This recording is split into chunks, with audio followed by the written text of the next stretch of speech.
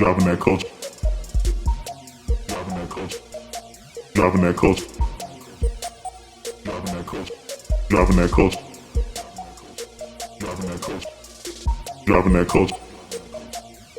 Driving that culture. Driving that culture. Driving that culture. Driving that culture. Driving that culture. Driving that culture. And welcome, ladies and gentlemen, to another edition of Dropping That Culture with JD and AJ. I'm JD. And I'm AJ. And I'm really liking these YouTube videos because the fact that people can actually get to see us and actually see I got the baby fro going right now. Which is this, it's short, but this is a fro for me. Dude, I haven't had this much hair in a very long time. You haven't had that much beard in a long time either. You trying to come after this? Go after the beard record? I don't know, maybe. It depends on how long. This is my quarantine look, so it depends on how long this quarantine goes. I'm not shaving until this shit's over. And it's like, and my landlady was like, why don't you start? Why don't you stop shaving your head? I was like, what do I got to look pretty for? It's true. Although Exactly. you still go to the office, though, don't you? For your work, or are you remote? So what? No, I actually go to the office. So I go to work, I go home. Go to work, I go home. That's it. Take that, coworkers. He doesn't need to look pretty for you. Yeah, I really don't give a fuck about what y'all. But go back on audition. You're gonna trim all this up, get all pretty again. Oh yeah, I will. I will once all this shit clears up. Hopefully soon. Got to make sure you look like your headshots. Yeah, I know. Yeah, so it ain't but it'll take maybe like an hour to get rid of all this shit at the very least. And then maybe I'll go to somebody professional, shape this up, shit a little bit, keep it, you know how long it gets. But yeah, that's enough about me and my hygiene during the fucking quarantine.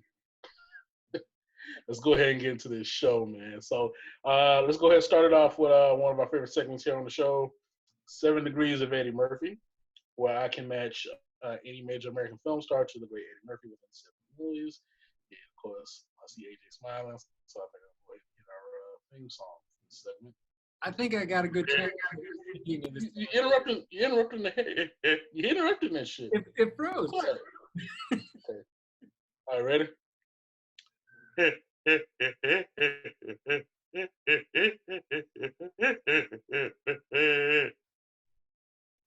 Well done. Thank you. All right, so what age you got for me tonight, man? Well, this may or may not come up later, but I'm going to go with an oldie but a goodie. Natalie Wood.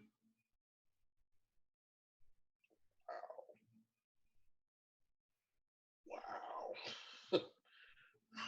Yeah. I know that many fucking Natalie Wood. Fucking okay. Is this another Mandy Moore? I gotta look it up. Okay, so folks, I'm making it known right now. I'm actually looking up Natalie Wood to see if I can find a movie to match up with. So yes, AJ has stumped me so far twice. I want to get Natalie Wood, but in the meantime, go with somebody else while I look up Natalie Wood. Well, if we're gonna talk about Natalie Wood, then I should go with Robert Wagner. You can get there with Robert Wagner. I get Robert Wagner. Okay, Robert Wagner was in. I get him in one. Robert Wagner was in. No, you know what? I could go the route, but I don't want to go just like straight. Okay, you know what? Yeah, but I can get him in one. Robert Wagner, of course, was in. I can't believe you fucking Robert Wagner was in. I can't get him in one without having to go the route. Okay, so Robert Wagner was in Austin Powers and Goldmember with Beyonce Knowles. Beyonce Knowles was in Dreamgirls with Eddie Murphy. That was pretty quick. Yeah. So I the original route I was gonna go was Mike Myers, but I was like, do I want to go animated? But because you could. That was my thing. You just jump over 1, 2. Yeah, I was thinking. I was like, you know what? No, I don't want to go that route. Let's see. Well, and the thing is, Natalie Wood is actually very, very, connected, as it were, when it comes to the James Bond franchise. Yeah, I'm actually going to get into that a little bit later, too. Well, and something I don't know if you know or not, she actually dated one of the scribes, Tom Mankiewicz, for a minute. I didn't know that. Back in the 60s. So. I didn't know. Old mate. Yep. Old mate got Nelly Wood. That's what's up, bro. Go ahead, mate. That's what I heard from Tom. So Good job, Tom. Okay, I got Natalie Wood. Okay. All right. So Natalie Wood was in The Great Race with was in The Great Race with Tony Curtis. Tony Curtis was in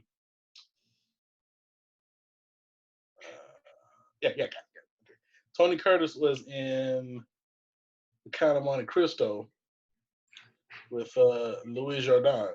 Louis Jourdan was in Swamp Thing with Adrienne Barbeau. Adrienne Barbeau was in The Fog with Jamie Lee Curtis. Jamie Lee Curtis was in Trading Places with Eddie Murphy. That was good. I almost had you there for a second. You still had to look it up, though. Yeah, I admit I had to look it up. All right, one more deep cut. Bruce Campbell. Bruce Campbell. Oh, super easy. Okay. Bruce Campbell was in Spider-Man with Bill Nunn. Bill Nunn was in Bill Nunn was in Do the Right Thing with Martin Lawrence. Martin Lawrence was in Life with Eddie Murphy. And for those of you who don't know who Bill Nunn is, Radio Raheem and Do the Right Thing. The dude with the love, hate. That's Bill Nunn. All right, you got there, man. It's 3. I down to Radio Raheem, man. What's crazy is, I'm guessing the people who listen to our podcast, they probably know Bruce Campbell, but most people are probably like, Bruce Campbell? Yeah, Bruce Campbell, Evil Dead, Ash, Army of Darkness. Darkness. Army of Darkness, technically Darkman. He had a cameo on Darkman. Yeah. Killer comedic actor. All right. Well, was Eddie Murphy. Cool. All right. There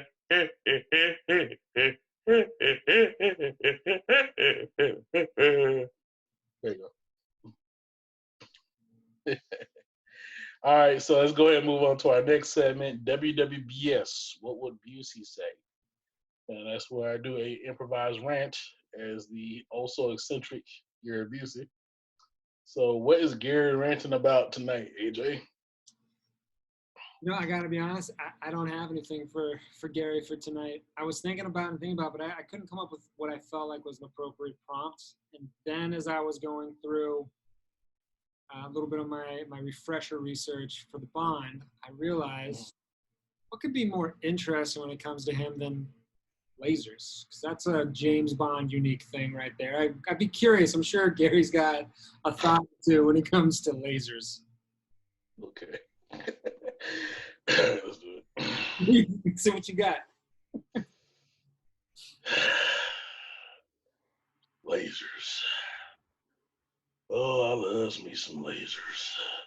When you take a big high-powered laser, get yourself a small animal, strap it to some sort of flat surface, rig up the laser real nice, and have yourself a little James Bond session. You know what I'm saying? If a little, maybe a doggy, maybe a little kitty, or if you want to go human route, find yourself a crossing guard or somebody like that. Somebody that most society would not really give a shit about if they went missing. And have yourself a little fun, Also, I don't know if anybody's ever done this aside from myself. You ever taken a laser to the face? It's amazing. It does wonders for the skin. What do you imagine? Also, it might fry your retinas and all the other shit, but those are just side effects. But I'm telling you, man, having a laser straight in your face, looking in the eyes, man, it's like pretty much like looking at the sun directly, man. It's fucking nuts, bro.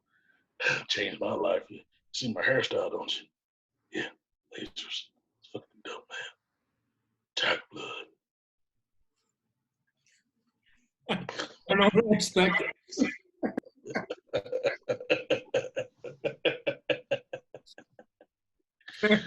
Apparently, he doesn't need crossing guards.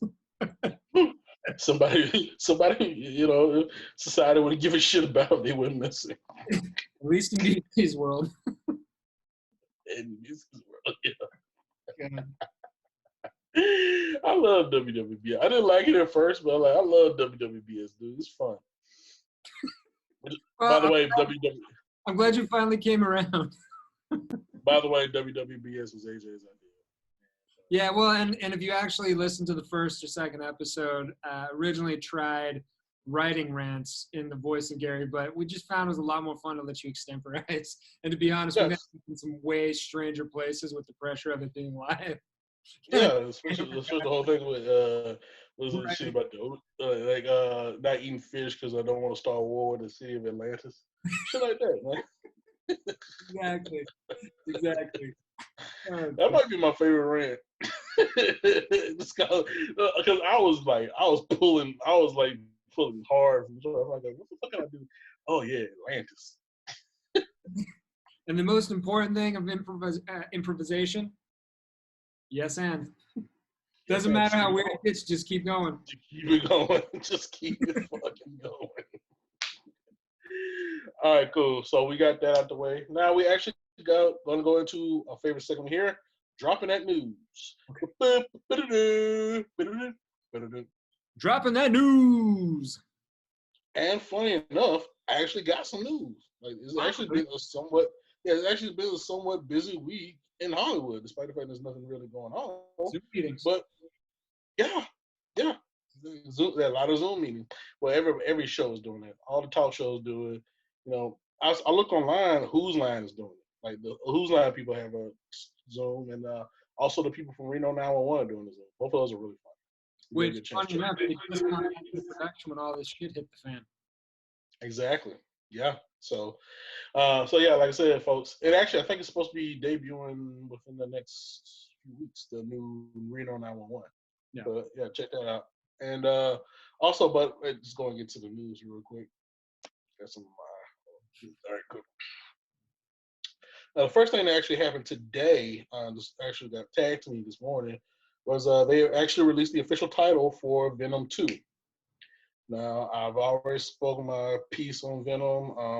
I'm not that big a fan of the movie itself, but it was a box office hit. A lot of people do like it. It is what it is. Whatever. But because the fact it was a box office hit, a huge one too. Venom is getting a sequel, and for those of you who did not see the first Venom, I can give a fuck less. This is a spoiler alert.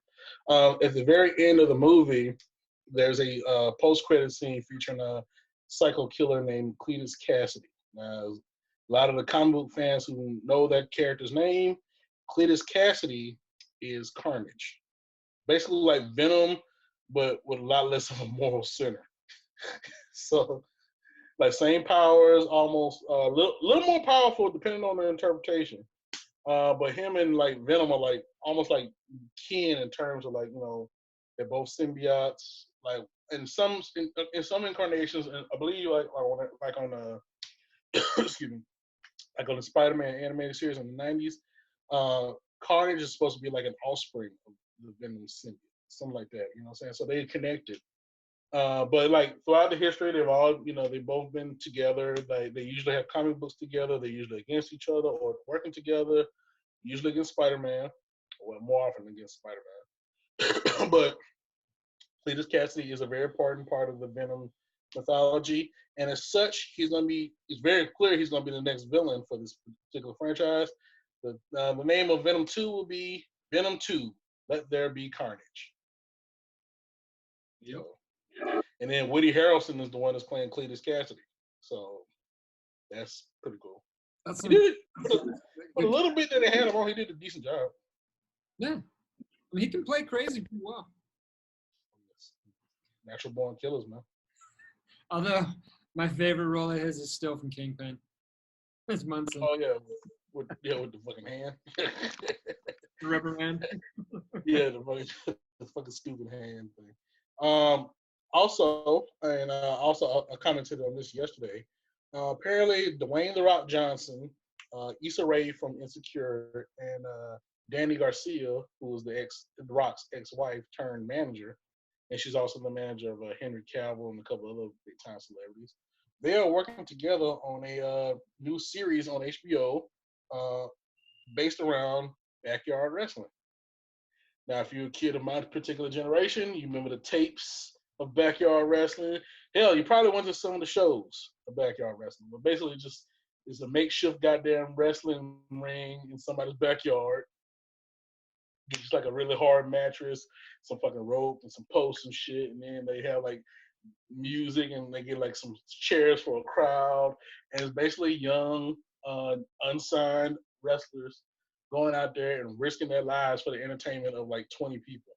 But people tend to get it on video, and the more spectacular it is, the more viral it goes in terms of like, how many people see it now. I mean, this is back back in the mixtape days, right? Yep. So it's just basically you were trying to get a VHS and later on DVD because you couldn't really watch video on the internet. You get 90 seconds of some kid falling down on his rollerblades. That was about it. Yeah. Whereas this shit, they go all out, and some of the more hardcore ones, they would do like ridiculous amounts of damage to themselves just to get noticed. Oh, you get barbed wire, razor wire, fire, glass, all kinds of crazy shit. Power tools, all kinds of shit, man. They go nuts, man. And the blood and the gore, and it's like, oh my god, this is real wrestling. Like, well, it's very dangerous and of course unsanctioned and illegal. But from what I'm seeing, apparently they're gonna be doing one based on an indie wrestler who gets a little bit of money and starts basically a backyard wrestling promotion out of his backyard. It's gonna be hip hop centric, and looks like a great idea. Something I would definitely love to audition for. I'll tell you that right now. So, yeah. We get some barbed wire cuts. I've done it before. Well, let me specify that. I trained very, very briefly to be a wrestler. Very briefly, 2 days. And I just like they just ran me through drills and shit. All I did was drills. I didn't really do anything wrestling wise. I just did like a bunch of calisthenics and drills. The amount of shit they had us doing, it's like, fuck this. So yeah. What did I? Yeah, it's fucking nuts, man. So I didn't make it, but like because of the fact it's just like stand up or a couple other things. Like if I tried it and I fail, I have a much better appreciation for the people who do succeed because I know firsthand that it's not easy. Yeah, for sure. Yeah, so I have a great yeah. Well, I was saying at least you have a wider, variety of experiences to draw from, both as an actor and then also, like you said, having that appreciation for people who commit to it and do really well. Exactly, man. So like more power to them if they do well. But that's gonna be coming on HBO apparently. So like I said, it's basically the maker of Ballers, if you want to do advertising, the creators of Ballers and the creators of Insecure come together and they have this whatever the name of the show is. I forgot the name of the show. I think it was in the article. The article is on Variety, on the Variety.com page if you want to check it out. But yeah, shoot, sounds like a great concept. I will definitely watch that shit. And I know both shows is gonna have like sex and violence and shit, so definitely something to watch. So, for sure. And like I said, again, as an actor, something I would love to audition for. Well, and then just switching gears slightly because it does impact on all that. So the newest thing I've heard when it comes to production, this is what I'm seeing out of Deadline, I think is where I saw this article most recently. They're looking potentially to restart production around September for most of the scripted shows in LA, which obviously sucks for a lot of folks that work production services like myself and a lot of our colleagues and friends and everybody. But at least on the narrative side, they're kind of giving us a tentative start date, so we should be getting new content by the end of the year. What you're probably going to see, depending on when they start lifting all the lockdowns across the country, mostly going to be a lot of unscripted. That's because you don't need actors for unscripted, or at least the actors you use most of the time, they're typically willing to go for stuff like that because they're not, generally big names, that sort of thing. One other thing that COVID's done that's, again, another article, I believe this was Deadline as well, they were saying that we're in a situation now where sex scenes, kissing, stuff like that, according to some intimacy coordinators, which I guess that's actually a gig. Maybe somebody's backing up some shit in your fucking vicinity. Yeah, just around the corner. I don't know what he's doing. It's funny that he's backing it up when I'm talking about sex scenes in Hollywood, right? Anyway, I was just about to say that. It's all timing, right? It's all timing. But anyway, they were talking to an intimacy coordinator, which I've been around the business long enough. I didn't know that was a thing, but apparently that's a new job title.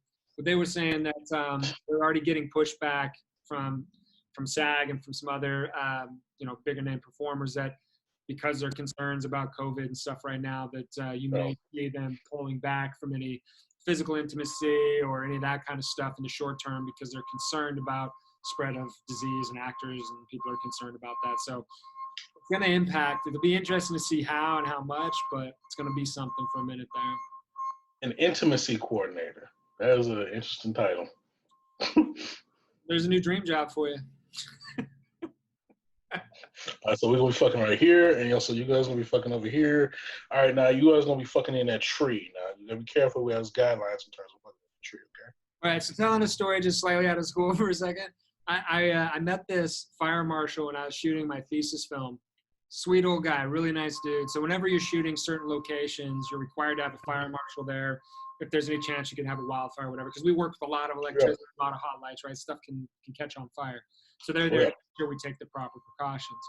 Well, anyway, this guy was telling me he got called out one of the first times he was working. And it was a shoot in a barn at the Disney Ranch, the Disney movie ranch up in the Santa Clarita area.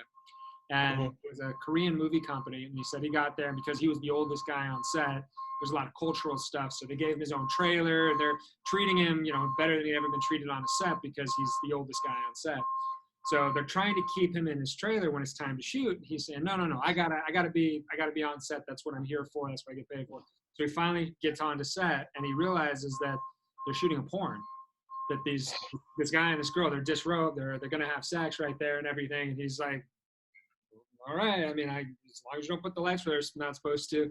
He said his PA that was assigned to him gets a chair and brings it around. It's like, no, come over here. It sets him right at the one spot where he can see everything in the best possible way. And he's this old, nice, sweet, like old married dude. And he's like, I mean, I was getting paid $400 to be there for the day, so. Sit down and enjoy the show. I don't know anything beyond that, but I still remember just going like, damn, dude, like that was like your first movie? He's like, yeah, pretty much. Shit, that's dope, bro. My movie was a coming of age tale about a little child that's got like pet chickens that he has to kill, because it's the depression and they're poor and all this shit. I'm like, so this is kind of down for you from what you're used to when it comes to barn scenes. But anyway, back to the news. The only other piece of news I've got that's kind of interesting is Quibi. They've announced a reversal. Obviously, it's going to have a lot to do with COVID, people not traveling as much. But originally, their content was only going to be available for viewing on mobile devices. Something I saw recently, they're going to allow it to stream in your home, at least for a limited time.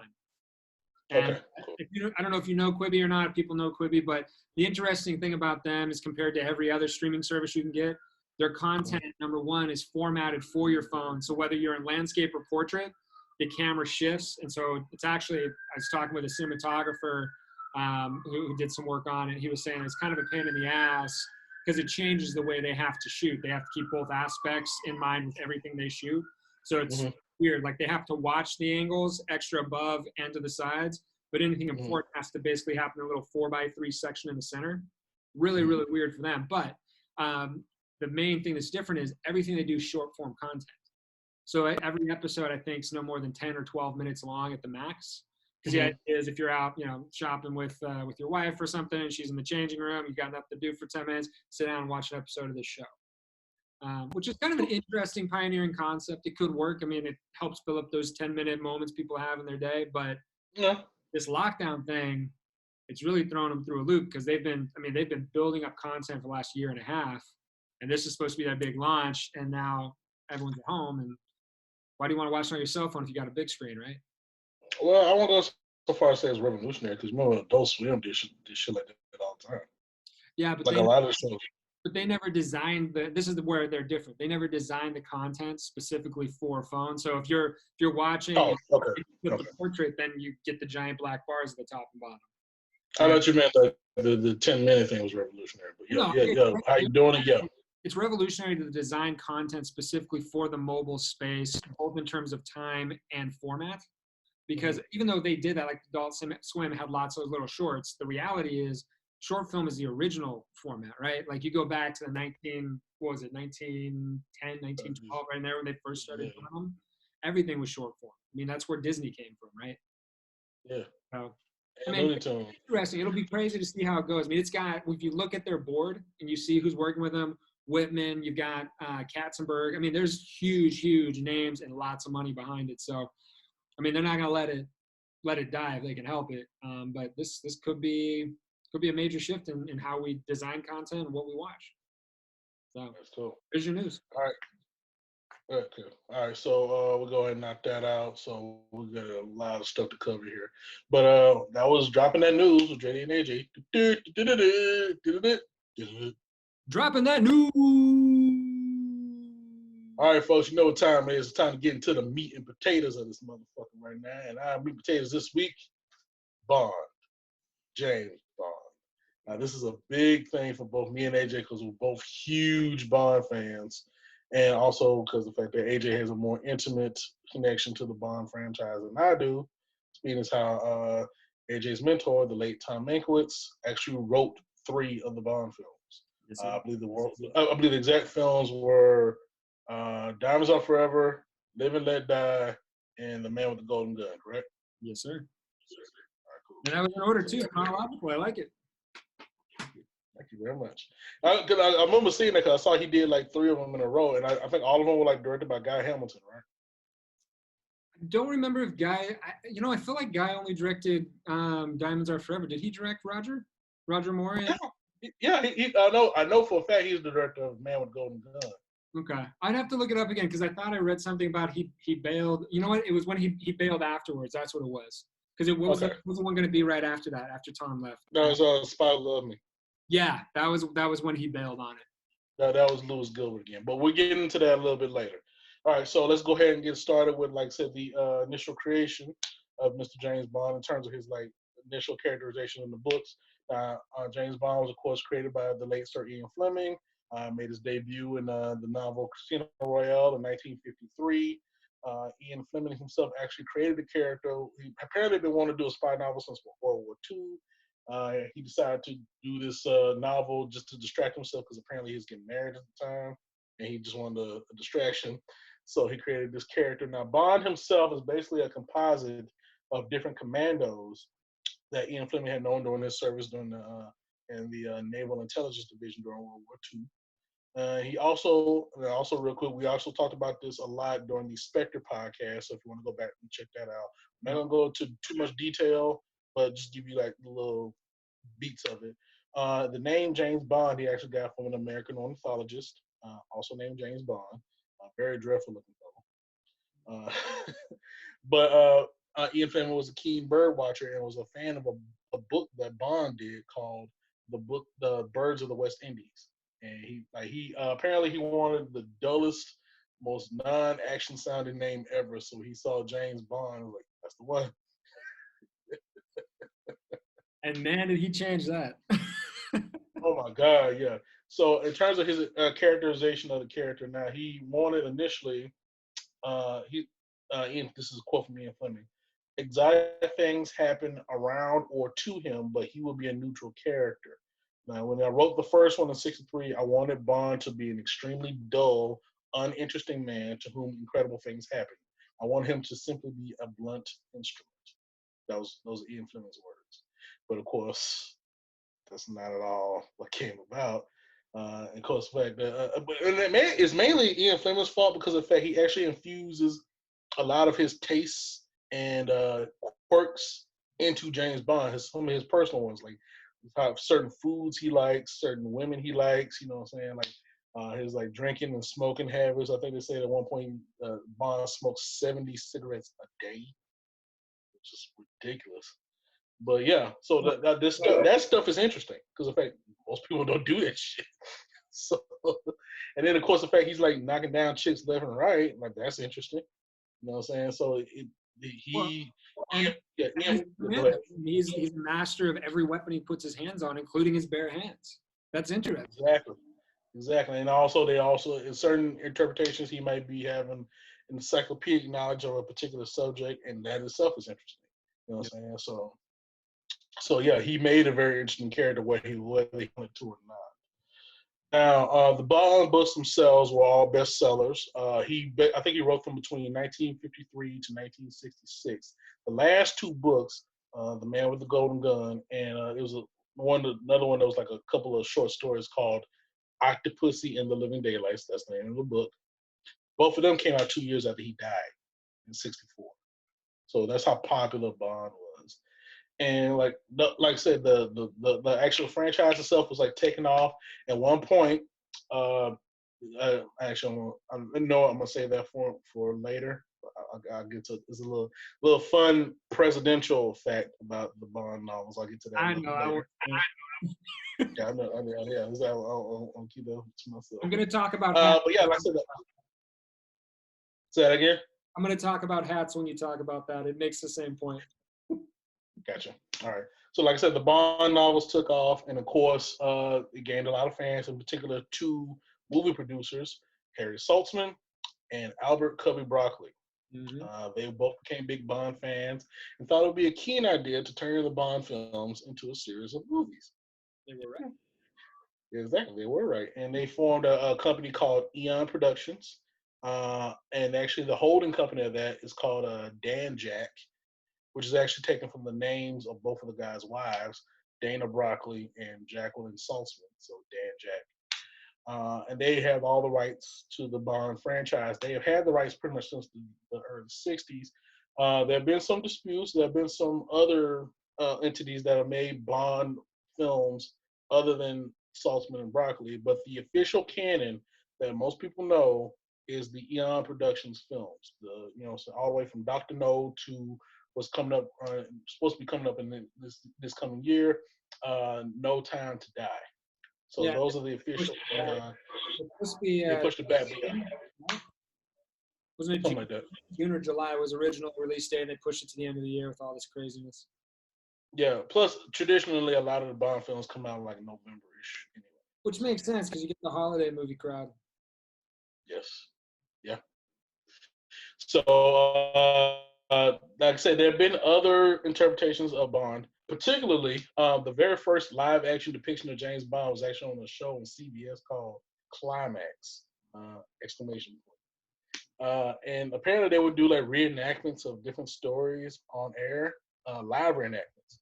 And one that they did was a reenactment of Casino Royale, and they made a few changes to James Bond's character, particularly the fact that they took him from a suave English gentleman to a somewhat suave American.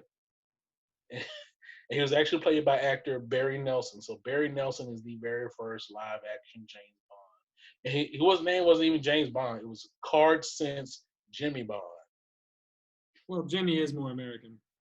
Very much more I mean, nobody's heard of. Well, I guess I could say you have heard of James Dean, but then there's Jimmy Dean. True. Which we'll get to a little later. I knew you were going that route too. I knew it. All right, but yeah, I think the only notable thing about the TV movie, other than the fact it's the first James Bond, is Peter Lorre is the chief in the movie. Yeah, that's crazy. Yeah, so Peter Lorre.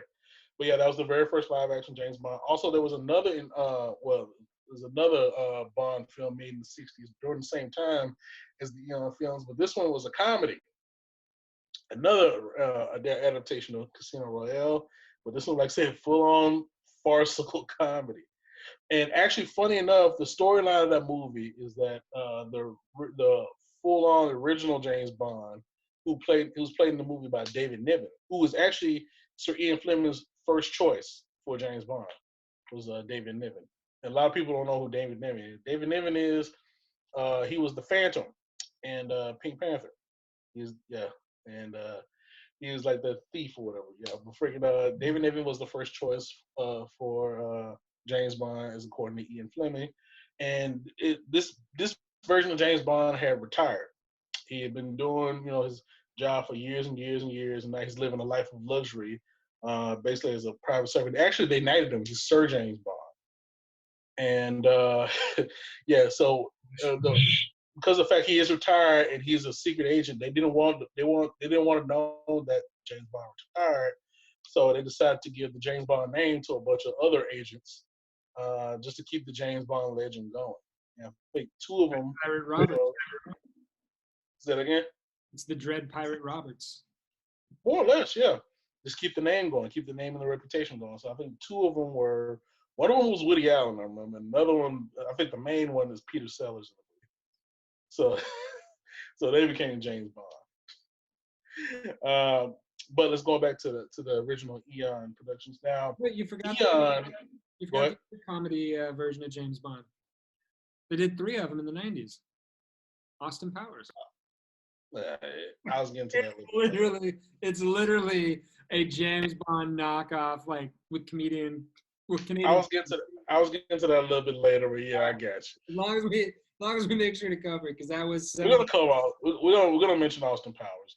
Right. That's the name of the franchise, in case you don't know. So AJ so subtly put it. Yeah, it's Austin Powers. All right, so we're getting back to that a little bit later. Now, like I said, ER Productions actually set up what many people consider the James Bond formula. Basically, the series of sequences that are synonymous with the James Bond movie franchise. Basically, every movie follows these beats. The locales may change, actors may change, circumstances may change, but they keep these general beats. Kind of like the Scooby-Doo formula that we had when we talk about Scooby-Doo in our podcast. It's basically been done in goddamn every James Bond movie, but it works, and it works well, and it's time tested. Like nobody seems to really get tired of the James Bond formula. You know, knows that. I haven't. I've seen, like I said, you see one James movie. Technically, you see one James Bond movie, you see them all. But like I said, they change up a bunch of different shit in between them. They keep the formula tight. There's individuals might get tired, but the population as a whole obviously hasn't, because they still blow up the box office every time. Damn right they do. Yeah, because they know it's a good formula. It works. Yeah. So let's go ahead and start off with that formula. First thing, which is synonymous, especially with the older films, the gun barrel sequence. Yes, sir. And so, yeah. Which and basically and they brought it back. Yeah, that's right. Well, I was going to get to that a little bit later. But yeah, like, in terms of the older films, what would happen is each movie would start with the gun barrel. This little white dot comes across the screen, and it will expand off. You see James Bond walking from right to left, just nonchalantly, looking good, and all of a sudden, boom, turns around to the camera, shoots at the camera. The camera is supposed to be basically some assassin who's like looking at James Bond from like a peephole, about to shoot him down, but James Bond catches him first. And then a red splash of blood comes down over the screen. The fucking little the little dot starts to waver down, and depending on the interpretation, some like I remember the early ones, the little dot would just iris out, and then of course in most of them, the dot comes down and basically gives a little snippet of the first scene and then expands and you see the first. Well, the other part though that you missed right there is that it's a gun barrel. You're looking down a gun barrel. Yeah, you're looking at a barrel with a gun. Yeah. Barrel. And the person that gets killed is whatever the assassin was. So, exactly. Yeah. And also the gun barrel sequence was created by Maurice Bender. And he basically did it by creating a small pinhole camera through the barrel of a gun, so it became crystal clear. And like in terms of like the actual gun barrel itself, has been done by every Bond actor, but the original one was not the original actor. It was not Sean Connery. Yeah. The original. Go ahead. Yeah, I was gonna say the original person to do the gun barrel sequence for the first like 3 movies was the first 3 movies was the stuntman Bob Simmons. Yeah, that's what I was gonna say. It was the first 3. They just the first 3 kept the original essentially. It actually, if you look at those original ones, you don't really see his face; you just see the hat and you see him in silhouette and shit. Yeah. And so there's that. But then around Thunderball, they do it again with Sean Connery this time. And Sean Connery, does the whole get down, but when he turns, he kind of stands like kind of weird, like weird, unsteady little posture or whatever. All the same shit happens, and also he's wearing a hat. So yeah, because Bob Simmons wore a hat in the original one. So they just kept that going for a little bit. And then after that, I think that ran for like, what else? Basically all of the rest of Sean Connery's movies. Well, but when you wear a hat, half the problem is when you take it off, it takes your toupee with it. So that's. Get to that a little bit later too. So I'm actually getting that as soon as we get to Sean Connery. Foreshadowing. Foreshadowing, yeah. And like I said, they changed it again. They changed it for actor. Like I remember the first after Sean, they did the George Lazenby one. And George Lazenby goes all the way down to one knee and shit. Like you doing too much. You doing way too much for now. But the same shit, he's walking around, got the nice suit on, got the hat, and then he goes down to one knee. The gun barrel shit goes down. I think that's the only time where they actually do the introduction with the gun barrel shit. They stop it midway, and it does the Harry Saltzman and Albert Broccoli Presents. That's the only time they ever did it. Yeah. Then they did it again for Roger Moore when he came on. The first one was Roger in a blue suit doing the Mankiewicz ones. Mm-hmm. Yeah, Roger was in a blue business suit, and he stops. He does it with two arms, which is like the first time they did that. He uses one arm to brace the other arm, which is very, very dainty. So he did that, and then of course they redid Roger again. Yeah, that shit. They redid Roger again, starting with The Spy Who Loved Me, and this time they put him in a tuxedo, and he's standing upright, still doing the two-hand thing with the gun. Not really going as hard as some of the other people. He just pretty much just turns around and stands there. You know what I'm saying? But they used that intro for the rest of Roger's movies, which is like I think 5 more movies. And I think that's the most they ever used with the same gun barrel sequence for any actor. Is the Roger. But why reshoot it? If it works, I mean, it just costs more money. Mm-hmm. Yeah, true. And of course, they did it again with Timothy Dalton, and again with Pierce Brosnan. Same thing for both of those guys. They used the same gun barrel for all of their movies or whatever. The only difference is in Pierce Brosnan's last gun barrel sequence, they added a CGI bullet. It's for Die Another Day. So they did the same gun barrel sequence. He fires at the camera. A lot of stuff on his last movie, didn't they? Yeah, but they fire a CGI bullet at the actual gun barrel thing, and then what we're glued to. They used the gun barrel at the beginning of most of the original the Eon Productions movies, but then with the soft reboot, Casino Royale, this is the first time they actually incorporated the gun barrel into the actual story. Because you don't see it at the beginning of the Daniel Craig one, the Casino Royale. You see him having this big fight sequence or whatever. The fight ends, and then as he's reaching for a gun, an assassin comes to get him, but then Daniel turns around and shoots at the guy, and then you see that is the gun barrel. Yep. And then the blood comes down. And then after that, they did the gun barrel sequence after. For some reason they did it after, like for 2 movies. Yeah. But Quantum of Solace and Skyfall, they did the gun barrel at the end of the movie, like as the movie ends. Both of them Daniel Craig, but they started back in the front again with Spectre. That's at the beginning again. So I'm assuming at the beginning of No Time to Die, it'll be the gun barrel. I mean, who knows what they're gonna do with this one? There's a lot of speculation on it, especially since it's Daniel Craig's last one. Yeah, I hope they don't kill him off. But we'll see. We'll see. Like they done weirder shit before. And then, like I said, after the gun barrel, the pre-title sequence. Now, usually it has like James Bond, like in the middle of some mission. Like a lot of times the mission is, or it'll show like the bad guys committing a theft or some kind of crime before that.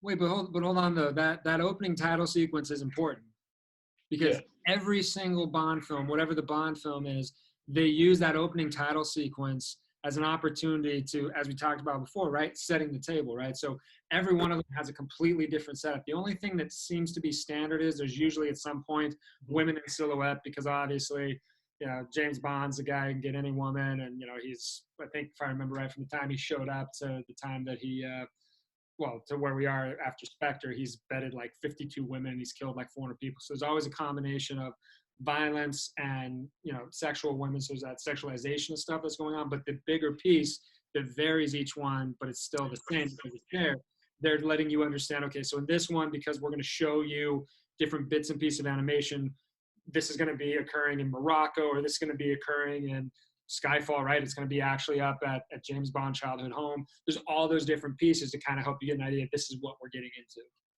Actually, I was gonna say you kind of jumped the gun a little bit. I was talking about the pre-title sequence, but they had the adventure before the title sequence. Okay, yeah. So that's what I was referring to.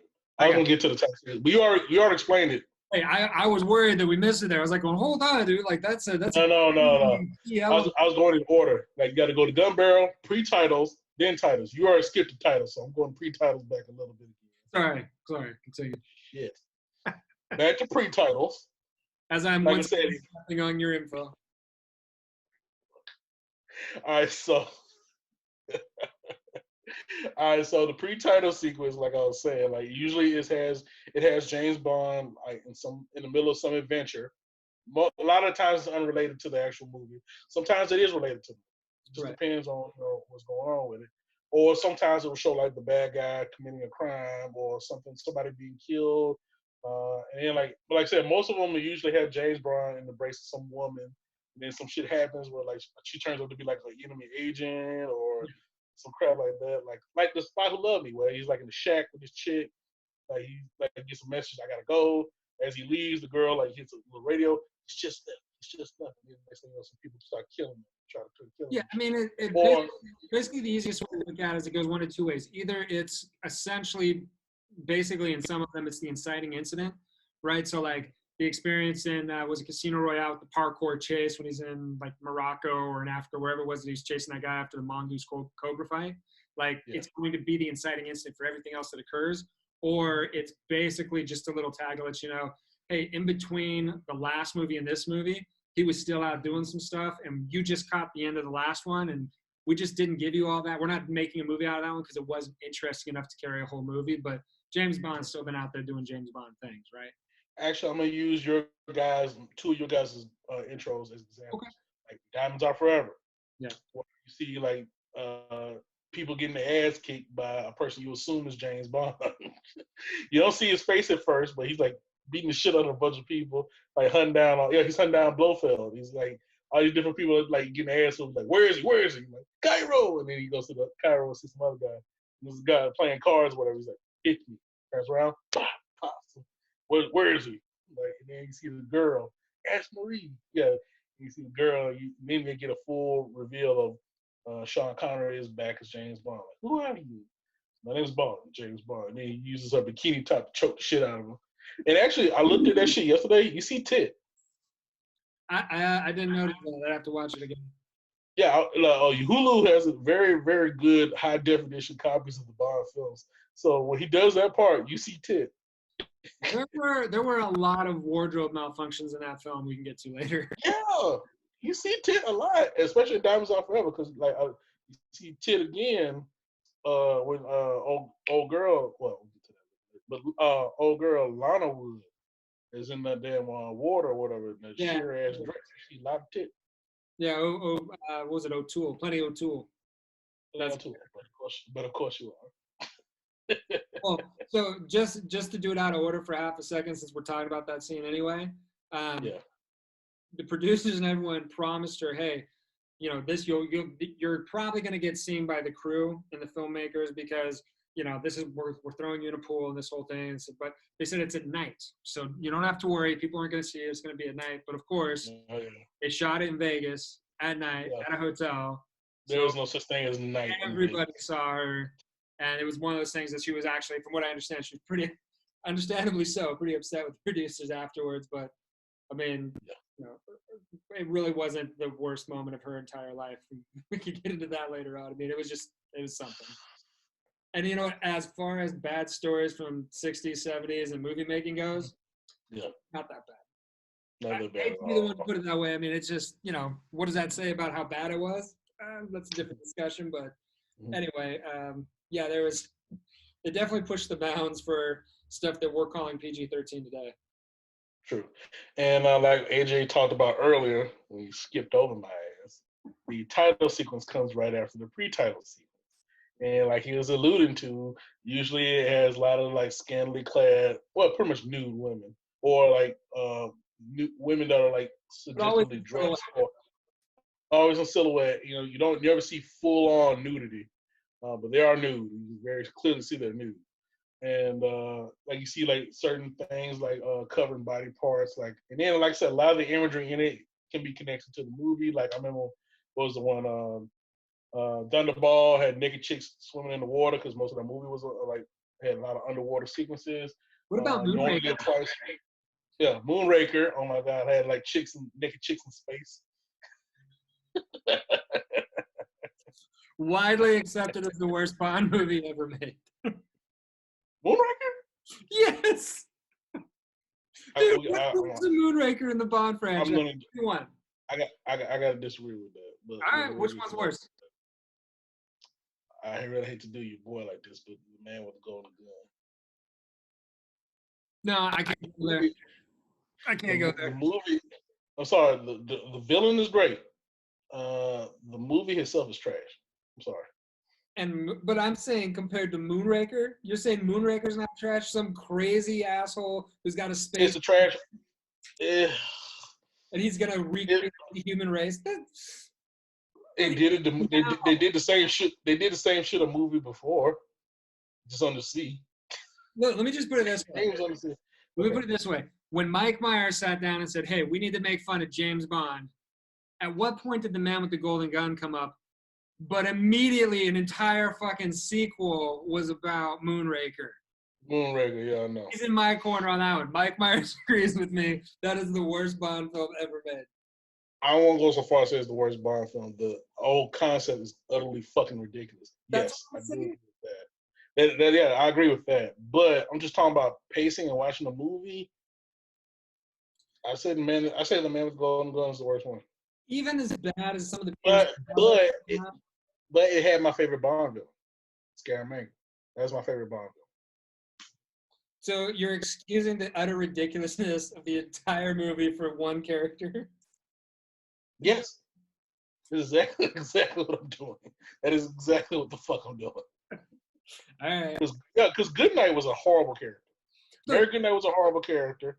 Here's half the J.W. Pepper was a horrible character. I'm sorry. Here's half the problem with Moonraker. He's blending genres at that point, right? Because now we're dragging sci-fi into spy stuff and spycraft. Like, even as ridiculous as some of the James Bond shit got, and as like comic booky some of that shit got, like we were talking about before, the fucking ice car in Pierce Brosnan's last one was it died the other day. Yeah. Like, even as bad as that got, it wasn't full all the way jump the shark into Moonraker territory in terms of ridiculous premise. Oh! You're talking about jumping? How about the whole shit with the bridge and the? That's in the Man with the Golden Gun, motherfucker. Not in Moonraker. Yeah. That was bad. Yeah, exactly. I would even be so willing as to put Man with the Golden Gun at the second worst. But I told you, it's a bad. I don't think I won't put on Moonraker. But well, and again, how much of it is writing? How much of it is execution? That's another thing I was going to go. Guy Hamilton was exhausted and he was done. Plus, like I didn't like mean Roger Moore. It didn't work. No, mean Roger Moore. Me and Roger Moore did not work because he was trying to be Sean Connery. And he even said, I love, like I said, we got to watch the commentaries with Roger Moore when he talks about his movie.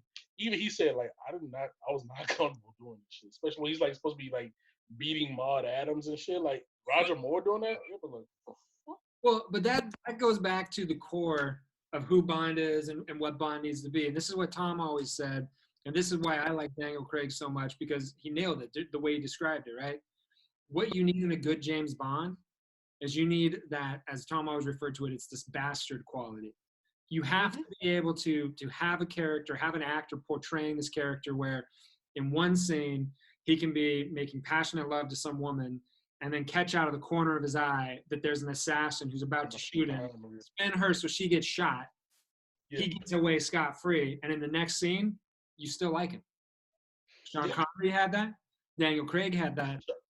Sean Connery did that. Sean Connery did that exact scene a couple times. That's what I'm saying. Not only that, but Sean Connery roughed up some chicks a couple of times. Oh my God, he beats a chicken like every one of his movies. Daniel Craig gets pretty close in a couple of them, and I'm just saying, close, but but he's full on like That's what I'm striking women. Part of it too, though, is Daniel Craig's in a different time, right? I mean, you can't get away with the shit that you did back then, but Hell no. nothing about Daniel Craig's portrayal that has you question that if it came down to it, yeah, he's gonna slap the shit out of her to get the information he needs, because at the end of the day, it's all about, king and country for him, right? Like, he's gonna do what needs to get done. Roger Moore, well, not a bad Bond, Yeah.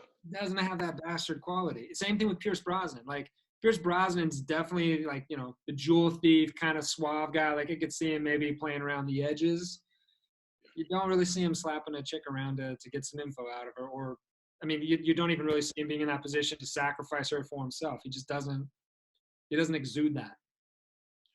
Now, as far as who did the title sequences, like for the original ones, most of the original Eon ones, from like the first one down all the way to License to Kill, that was Maurice Bender. He's the one that initiated the title sequences, and then when Mr. Bender passed on, it was left to Daniel Kleinman, who did most of the ones from Pierce Brosnan on the way down to Daniel Craig now. And there was one where he didn't do it. I think Quantum of Solace, it was another studio called MK12 that did the title sequence for that. Now, as far as like the song going with the title sequence and stuff, it usually has the title, it's actually almost verbatim a rule, has to have the title of the movie in the song, even if it don't make no fucking sense. Because you look at the lyrics of some of these songs, like, what the fuck are you talking about? But my favorite one, especially the older ones, is Diamonds Are Forever. Since we talking about Diamonds Are Forever is pretty solid. Live and Let I Die. love the Shirley Bassey one. Yeah. Yeah, so because like her lyrics like is like a jilted woman who prefers diamonds to the company of men, which is understandable. I can get behind that song. Plus, the song is just great. Yeah. And she's a fabulous fucking singer. Of course, she did Goldfinger and all that shit. And Tom Jones is my favorite because you hear because every time I hear Tom Jones, I think it's not unusual, but him doing like Thunderball. It's Thunderball. It was like a little inflection thing at the end of he knows the success is near more, so he gets less. They call him the winner who takes all, and he strikes like thunder. And when he does this shit at the end, apparently he passed out when he does the holding the note at the end. Ooh, like thunder.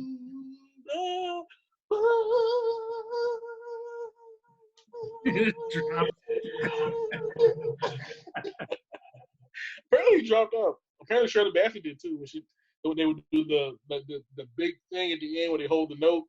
I love when Weird Al made fun of that shit in Spy Hard.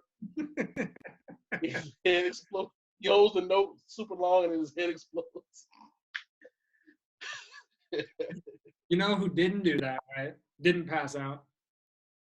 Adele. Oh hell no! And she that girl can hold the note.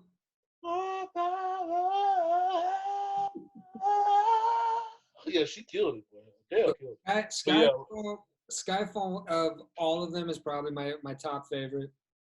Diamonds Are Forever second, and Live and Let Die is my third. Live and Let Die is a king song. I have favorites. Like I like Duran Duran, A View to a Kill. The movie's not great, and like you can see very clearly Roger Moore's way too old to be doing James Bond. But like freaking like that shit is killer though. Like I listen to the car like dance into the fire. Oh shit, the fatal kiss is moving me. Dance into the fire. Like yo, this shit go hard. And that was the other shit. I like the Carly Simon. Nobody does it better. It's very fitting. Like nobody does it better. It's kind of like to me the unofficial Roger Moore James Bond theme song is Nobody Does It Better. All right, fair enough. Yeah. And of course, we talk about the title songs. Only two have won Oscars, and it's basically just the more recent two: Skyfall by Adele, and Sam Smith, The Writings on the Wall from Spectre. They both won the Academy Award. Here's the thing: The Writings on the Wall. It's, in my opinion, it's one of the worst Bond songs. Yeah. Because it just drops the energy too much. And the other thing too, I'm going to say about it, as far as like the Academy stuff goes, I think that if you really look at the history of who's winning and when it comes to original song for pictures, that whole deal, you kind of end up in a situation where you realize, okay, the people who are voting, by the time you become a voting member of the Academy, you're in the industry for like 10, 15, 20 years minimum. So the voting age, the guys have been doing it longer. So I almost think to a certain extent it's a nostalgia thing, but they're voting on new stuff. So stuff that gives them a nostalgia hit is going to bring them back. So when you start having Bond songs that are good, I mean, they're good for what they are. That's what I was just laughing at when you say nostalgia. I just wonder who got nostalgia hit from It's Hard Out Here for a Pimp by 3 6 Mafia. That's an Oscar winner. We got nostalgia here from that. Maybe one of the voters of the Academy was a pimp one day. Like, you know what? This is me. I think me a lot of voting members of the Academy may have been pimps in one way or another. It's hard out here for a pimp. This is me. This is my story. Or Eminem, Lose Yourself. Same thing. That kind of thing. Yeah. Oscar winner. maybe. Who got nostalgia here from Say You, Say Me by Lionel Richie? Oh, come on. That's Lionel Richie. That is nostalgia.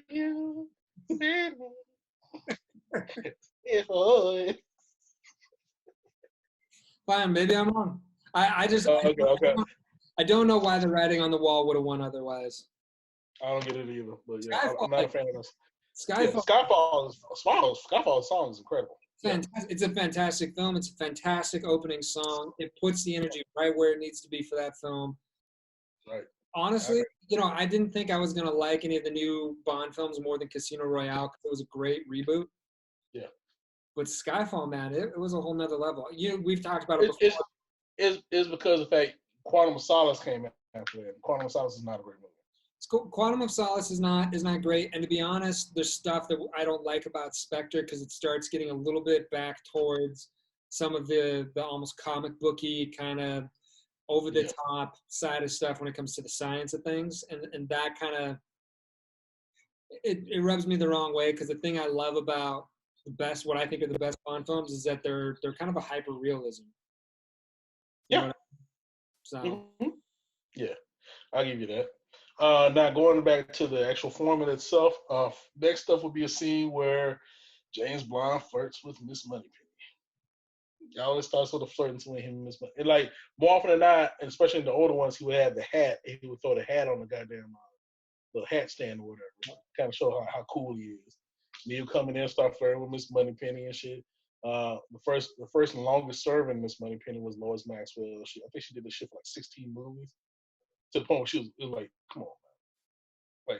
Like, at this point. Hey, James Bond. I'm just saying, like, but like, I was looking at Miss Moneypenny, like, he is not gonna smash you. Just give it up at this point. Have you been to England? No, she went from a nice looking lady. She looked like Margaret Thatcher towards the end. Look, all I'm saying is if you spend any time in England, you might have a difference of opinion in terms of, hey, she still looks pretty good.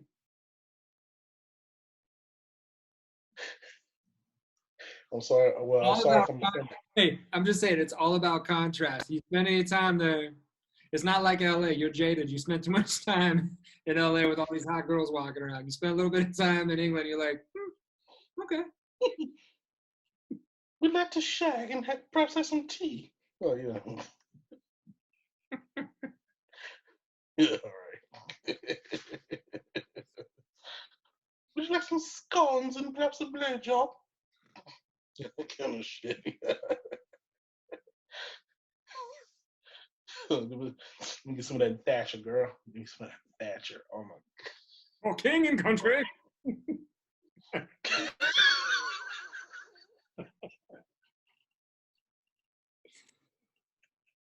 Just saying. That was good. I wasn't expecting that. That was really good. For king and country. Cheerio. You said, I think the shit he says in the movie. The things I do for you.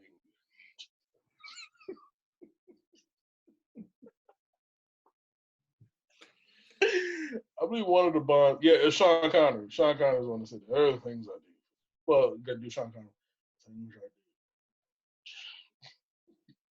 do. In the Sean Connery voice. Yeah. So, but yeah, he flirts with Miss Moneypenny. Now there were four actresses that actually played Miss Moneypenny so far. Lois Maxwell, pretty much through Connery, Lazenby, Moore. And then when Moore left, so did Lois Maxwell. So they brought in a new Miss Moneypenny, Carolyn Bliss, who did it for 2 movies with Timothy Dalton. And then they brought in another new Moneypenny when the next Bond left. Like money, yeah. And then when they brought in for Pierce Brosnan, that was Samantha Bond, who actually I think this. Well, no, I take it back. Samantha Bond, who's really a saucy Miss Moneypenny. And the most current one is the one we know now, and she's black. Naomi Harris is the current Miss Moneypenny. And they actually gave this Miss Moneypenny a backstory that she was an ex-spy, ex-field agent, but she has a mishap where she accidentally damn near killed James Bond. She's a horrible shot, and she's like, you know what? Well, actually, I'm going so far as to say she's a horrible shot. It's like she put in a horrible position. Because M pretty much told her, take the fucking shot, even if it kills Bond. And she took it anyway, even though she didn't have she had a clear shot of the assassin. And because of that decision, she decides to give up on field work. She could have taken the shot into the air if she really was only going to hit Bond and not hit the Batman that he was in the middle of beating the hell out of on top of the train. That's true. That is true. I'm just saying. I mean, look, I have zero military experience, but from some friends that I have that have done things like that, communications sometimes fail at certain times, and you might not. Oh, the communication was garbled. I'm just saying, like, at a certain point, like, you have to make, yes, she's telling you to do one thing, but you've got to make a decision for you and your team in the moment, right? There's that old saying, trust the man on the ground, trust the person on the ground. If she really, truly is like, my only shot is to shoot Bond, and I'm not going to kill the other guy, maybe I don't shoot Bond and I wait. True. Should have did that. All right, the next move, that's cool. Next, moving on, would be him getting his assignment from M in M's nice ass office. It always had a nice office. Well, yeah. With the door with the cushions on the shit. I always love that door. Yeah, the leather cushions, make sure people can't listen. Yeah. Some good spy that was those 4. I thought just fashion. Yeah, because if it's a hardwood door, if somebody put a glass up to it or something, you could theoretically hear it on the other side. But if you put something that's fabric and thick, it's going to absorb the sound wave, so it won't be heard on the other side. Yeah. But yeah, Bond comes into M's office, like M hands him his paperwork saying, "Hey, we got this assignment, Operation Undertow." All the different operations and shit. And more often than not, he usually gets some Bond shit about you're late or like stop dallying around with all these women, that kind of shit. Like you can tell very clearly that M wants to be Bond, but he always gives him shit like a parental. Like a parental figure, like fucking like you should not be doing this thing, but like at the same time, this is the best guy you got, so give him a little leeway. Yeah, so but M is always stuffy, Lord, Bond, do come back in one piece, will you? Try not to bang. Yeah. So. I like of the M ones or whatever. I like the one that Mank did from the Man with the Golden Gun, where he gets the golden bullet or whatever. And it's like and Bond's like, "You would pay $1 million to kill me." Outraged chefs, like outraged chefs, jealous husbands, insulted tailors. The list goes on and on, Bond. Yeah. And I also like the one from Russia with Love where he's talking about he's like talking about the girls he's ever been with before, and like you like listen to a recording, M's listening to it too. Well, there was one time, M and I had a very interesting experience in Japan. so Emma's got down with him. So yeah, it can get a little more creepy when you start talking about Judi Dench. and funny enough, you see a dude in her bed in Casino Royale. Like so she getting down. Yeah, but She was getting down. that's supposed to be like her husband or something. Because doesn't she, when Skyfall, doesn't she say that her late husband was a feminine? Oh yeah, that's true. Some of it rubbed off on her. So that's supposed to be her husband in that one, I think. So M was played by, of course, for the most times was Bernard Lee, who played him from 62 to Moonraker. But then, of course, Bernard Lee got ill around the time of For Your Eyes Only, and he actually passed away. Now, out of respect for the character and for the actor, in For Your Eyes Only, when he asked where M is, he say M's on leave, and that well, the chief of staff is taking his place. They just have another actor just doing it. They purposely leave M open for the time being. And then, of course, they resume M the next movie with Robert Brownjohn, I believe is his name. He does the rest of the Roger Moore movies, and then up to the Timothy Dalton. I think there's like 4 movies in total. Yeah. Where he's M. And then, of course, the big change that everybody knows now, Judi Dench becoming M for Pierce Brosnan's Bond. And basically up until a movie or so ago, she was that M for like a good little bit from like 95 to about 2012. And yeah. And they actually gave, I think they gave Judi Dench's M much more of a backstory than any of the other M's. You got way more screen time. It was a massive shift, and it was to the point where, like I told you before, by the time we got to Quantum of Solace, she was driving me nuts because it was becoming more the M show than it was the Bond show. You know what I mean? But Judi Dench is such a damn good actress. They like write more for Judi Dench. You know what I'm saying? I mean, here's the thing. If we're gonna talk about Judi Dench, like Notes on a Scandal is a great fucking film. Like she's a killer actress. She's the English Meryl Streep, right? Like there's no question the woman's got chops. The question in this situation is, am I sitting down to watch Judi Dench or am I sitting down to watch James Bond, who in this case is Daniel Craig? Right. Here for Daniel Craig. Yeah. But they actually involved M in 2 of the Bond movies. The World Is Not Enough, and of course Skyfall. Both of those, the social plots of both of those movies are generally tied to M and things in M's past. So, because like I said, they kill off M in 2012, and now the new M, Gareth Mallory, where the first time we actually give a full name for M. Gareth Mallory. And it's played by Ray Fiennes. And I actually like Gary. I actually like Mallory in Skyfall. I think it was a good choice. Yeah, and I like Ray. He's a great choice for him. I love what they're doing with the character so far, and even his role in Spectre was great. Exactly. So I give it up to Ray Fiennes, the current M. Now after that, he gets his mission. He goes down and has a technical talk with Q. And of course, everybody loves the Q setup. Like it's usually like a lab somewhere where like they're testing all these ridiculous fucking experiments and shit. And you see like put guns into like different types of shit. Like it's like for like they had like a gun and like a fake person. They had guns and like fucking cameras. They got like a magnetic fucking table that could chop off people's heads and shit. And all the different types of cars. And of course, Desmond Llewellyn as M. Hey, hello, 007. Attention. He goes over the technical specs. Like, beams in their watches and and the magnetic watches and shit like that. Yeah, laser beams in the watch, magnetic watches, fucking pin that's like a goddamn grenade. The shit from GoldenEye. After a certain amount of clicks. It's like 3 clicks to arm it, 2 clicks to disarm it or something. Yeah.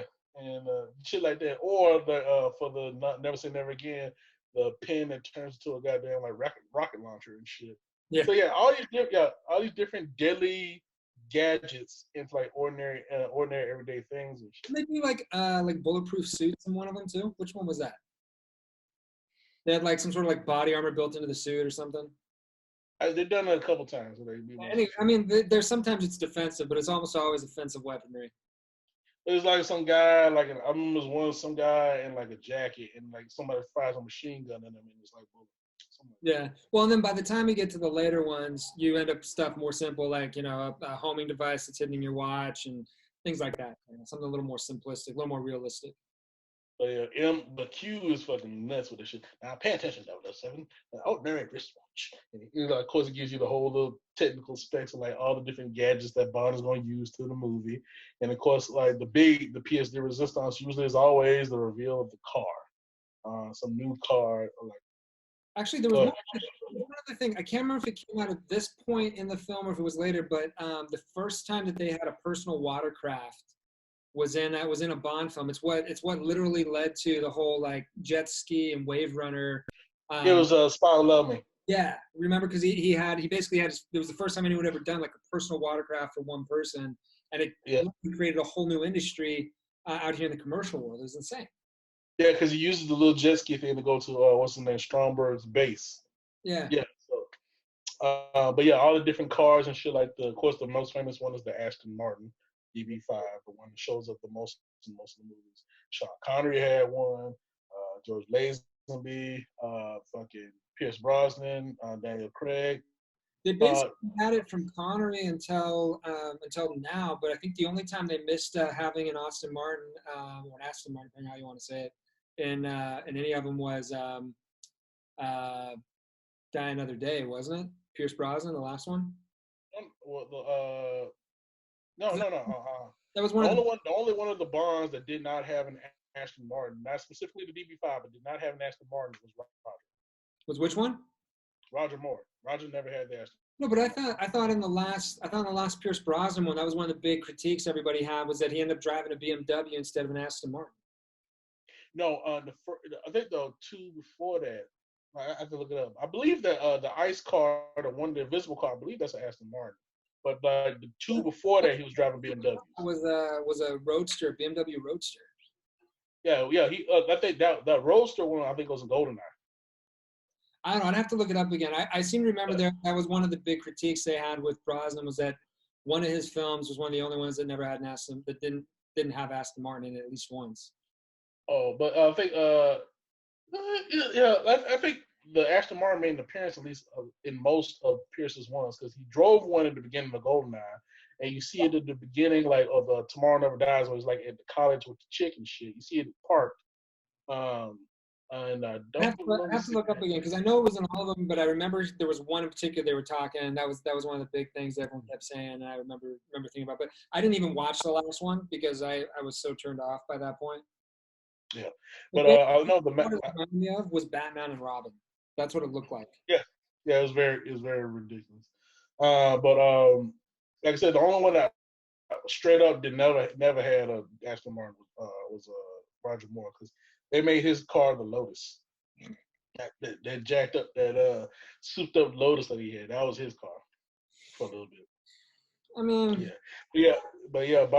Bond gets his car, gets his gadgets, gets his mission, etc. Now he's off to wherever the ridiculous locale is for this particular story. Like it might be Japan, it might be Vegas, it might be goddamn Macau or goddamn Hong Kong, fucking all over the world. Italy, Spain, Greek, like wherever the mission needs him. And usually when he gets there, he usually encounters the Bond girl. You know what I'm saying? Like some beautiful, sexy bitch who, like, she might be the girl of the main villain, or she might be like a fellow agent helping them out and some shit like that. And it's also like I was always like the bad Bond girl too. You know what I'm saying? Like she might be an assassin for like the bad guy or some shit like that. And he ends up smashing all of them because he's James Bond. But sometimes he also meets like allies, like fellow agents in the field that help him out in certain missions, like what's the name, Tiger Tanaka, and You Only Live Twice, and the main one is Felix Leiter. Oh, okay. And the one that most often is Felix Leiter because the thing about it is they always fuck up Felix Leiter because like they never really give you a beat of what Felix Leiter is really who he is, what he does. All you know is that he works for the CIA. You know what I'm saying? And depending on the interpretation, he might either be Bond's American counterpart or like just some guy that's his handler for the particular mission. But here's the important thing: if you are working for the CIA, you don't want people to know anything about you. So he's doing good. Yeah, and they always change the race, the age. There's never a consistent look with Felix Leiter for the most part. However, there have been several actors that have played Felix Leiter more than once. Like David Hedison played him twice, one for Roger Moore, one for Timothy Dalton. I think he's been played by black men twice. The first one was Bernie Casey in Never Say Never Again. And the last one and the most recent one, and I believe coming up with this movie will be the longest serving one, will be Jeffrey Wright. Because I think he's been Felix Leiter the most of any actor. He'll be 3 times. Because he's a great actor. So it's Felix Leiter in Casino Royale, Quantum of Solace, and now this next one, A Time to Die. No Time to Die, excuse me. Yeah. But yeah, so Jeffrey Wright, and but he always meets different what's the shit the dude from Pierce Brosnan was Jack Wade, big blustery white boy. Yeah, Jack Wade. What's that there, Jimbo? He's basically like a Southern sheriff at that point. Well, J.W. Pepper. Just about. It's your guy's creation, bro. J.W. Pepper. I was like, what are you? Some kind of Steve machine boy. Secret agent. Oh, whose side? Or when the man with the golden gun, you were chasing somebody. Who you had at the time, boy? Comments? Let's go get him. I'm with y'all all the way. Yeah, this is funny moments, but goddamn, that was a bad character. J.W. Pepper. All right, I'm gonna get off of J.W. Pepper. Technically, he would be an ally. Technically. So we got that. We got Reefing with him. Oh, what am I forgetting? The villains. Come on, yeah. That's part of the mystique of the James Bond is the ridiculous fucking villains, man. Larger than life, crazy, fucking megalomaniacs, drug lords, goddamn turncoat agents. You know what I'm saying? Bad, evil industrialists and CEOs and shit. Dudes that really want to take over the world or want to cause great harm to the world or complete some kind of crazy scheme that could cause massive catastrophic results. And of course, James is there to stop him. You know what I'm saying? The hero's only as good as his villain. And James Bond has some of the best villains ever. Oh, yeah, they're almost like a real life, they would be like a real life version of Batman's fucking cast of characters. They're always different. They're always weird out. They're always weirdos and shit. And most of the villains are usually characterized by a physical deformity. The whole shit with the Chief, where he had the condition that he cries blood, and they have scars on their faces and shit, like Blofeld, or they do plastic surgery, like Blofeld. And then of course, even the henchmen themselves, got the crazy features, or they have some weird shit that they use to kill people. Yeah, Jaws, of course. That's everybody's favorite is Jaws because he's this 7-foot fucking giant with steel teeth, and he uses to bite people like a fucking vampire, or to break cables and shit with it, and yeah, and he's seemingly indestructible. He usually survives some fucking catastrophic thing, and then he just gets up, brushes his shit off, fixes his tie, gets right back at it. And then what's that boy's name with the hat? I can never remember. I'm always forgetting. Raja. Yeah. With the hat, let me show you. He takes off the fucking hat with the steel rim. He throws it and fucking take off the head of a fucking statue and shit. Or I like what's the name of the girl, Xenia Onatopp, who can crush people with her thighs while they have and she gets off on it. That's a villain Taylor made for Bond.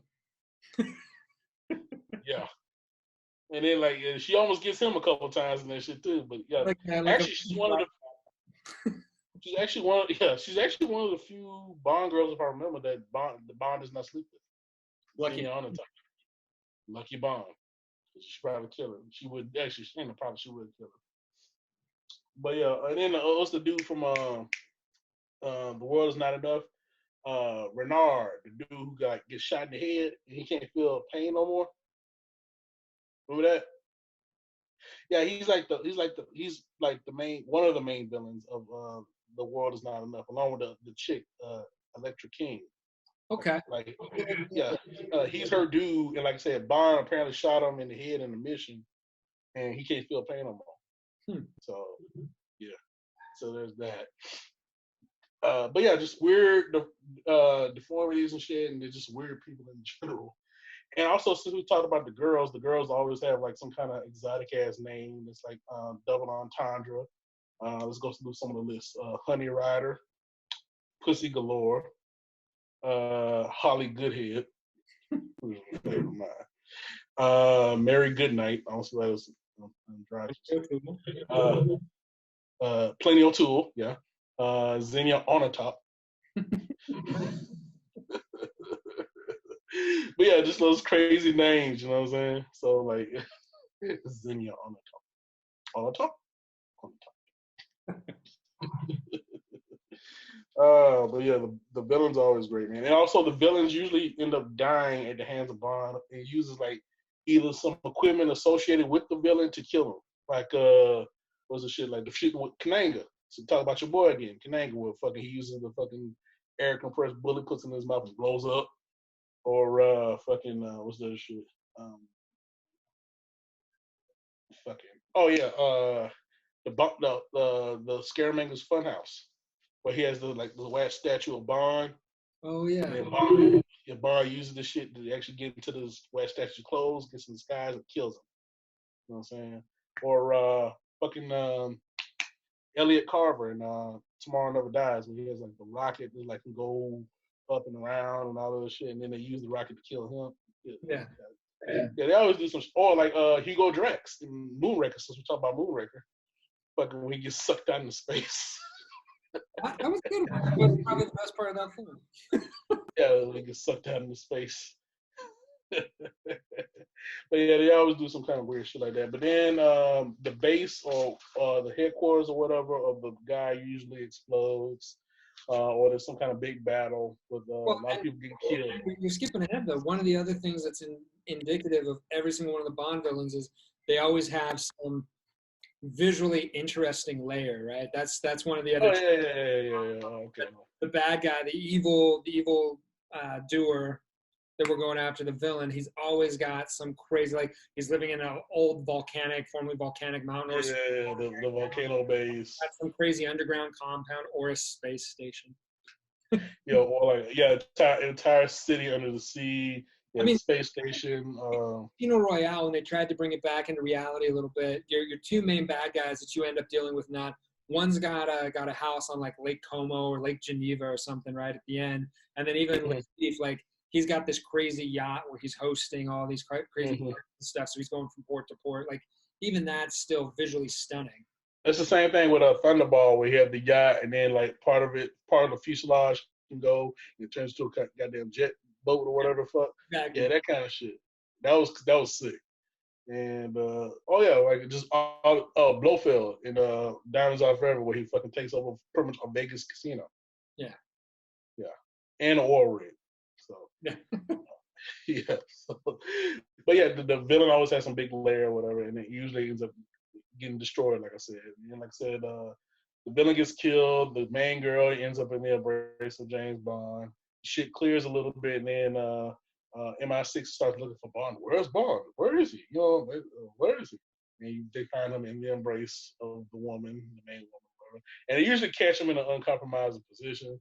Like usually either he just had sex or he's about to have sex or whatever.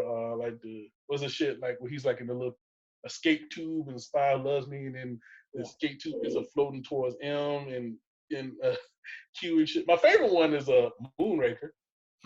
Talking about that, where he's in outer space, they floating and they like naked, but they like in the covers and shit. And like, what is Bond doing? I believe he's attempting re-entry, sir. That's a Mankiewicz line.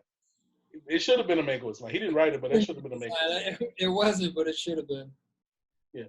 I believe he's attempting re-entry, sir. Or like, so we talked about Margaret Thatcher for your eyes only with the parrot. And like, Bond, the Prime Minister would like to talk to you. It's like some lady playing Margaret Thatcher and shit. Like, oh, hello, Mr. Bond. We want to thank you for your service. And then the parrot's like, give us a kiss. Give us a kiss. Oh, Mr. Bond. And Bond he's like leaving the watch there for this parrot to fuck around while he goes skinny dipping with the chick or whatever shit. So yeah, they always leave the movie in the embrace of the beautiful. So, and then it ends, and more often than not, the same song at the beginning of the movie is usually the same song at the end of the movie, and only a few times where it's been two different songs. And I remember specifically in the Timothy Dalton ones, there were two different songs. Like in the Living Daylights, the beginning song is like the the Living Daylights by shit, and then the end is If There Was a Man by the Pretenders. Like, if there was a man, I could. I actually love that movie. I'm gonna get to that later. But I love the Living Daylights. Yeah, whatever. I might think I'm weird. Fuck it. I love it. And the second one also is a Timothy Dalton movie. License to Kill. It's two different songs, and both of them by black singers. The License to Kill. The beginning one was Gladys Knight. Yeah. I had a license to kill, and I know I'm heading straight for your heart. That shit. And then the end one is actually my favorite Bond song. Period. A lot of people don't realize it's a Bond song. If you ask me to, by Patti LaBelle. If you ask me to, I just might change my mind and let you in my life forever. No, that's a dope song. Yeah. Hey, it is what it is, man. But yeah, go ahead. I said it is. Yeah, it is. So, and then like I said, the credits roll. He states in the very end, it says James Bond will return. Like in the earlier movies, it would tell the exact name of the movie they're supposed to be coming from. But now it just says James Bond will return. Because half the time they haven't made up their mind yet. Yeah, and actually a couple times they actually did the name and then it turned to be some other shit.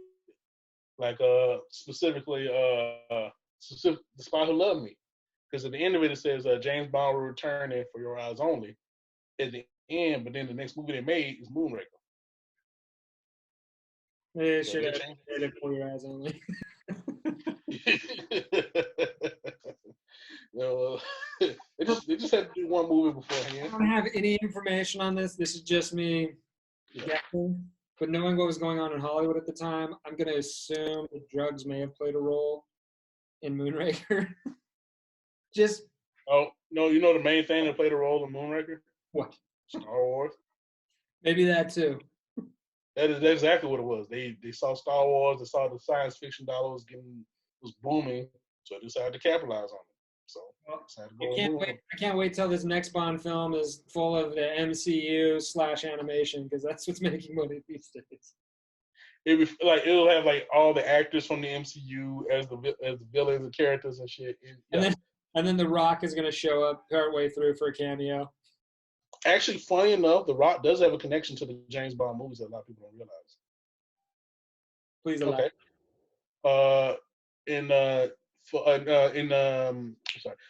You only live twice. The sumo wrestler that he fights in Japan, that's The Rock's grandfather. That's more of a connection than I expected. Yeah, the High Chief Peter Maivia. That's who Sean Connery is wrestling, and that's The Rock's grandfather. Right. So Rock does have a connection to the James Bond. And like I said, when I saw in like Spectre that they got Dave Bautista play the villain, I was like, why didn't you just get The Rock? And then you have your family thing. You know what I'm saying? But that's why. Plus, I don't think you got to look at the entirety of the budget and then say to yourself, can we really afford another $25 million? I'm about to say because he'll ask for about as much money as Daniel Craig. That's what I'm saying. Because I mean, he's like if I remember right, last count for last year, he's the highest paid actor in Hollywood. Actually, he's been there for like the last couple years. No, but I'm just going off of last year alone. Like nobody's beaten him yet, so yeah, it's top of the heap. He's not cheap. I think it's like for the last few years it's been him and Downey Jr. I mean, from what I remember hearing, and this one blew my mind. This has been a couple of years, so maybe it shifted a little bit.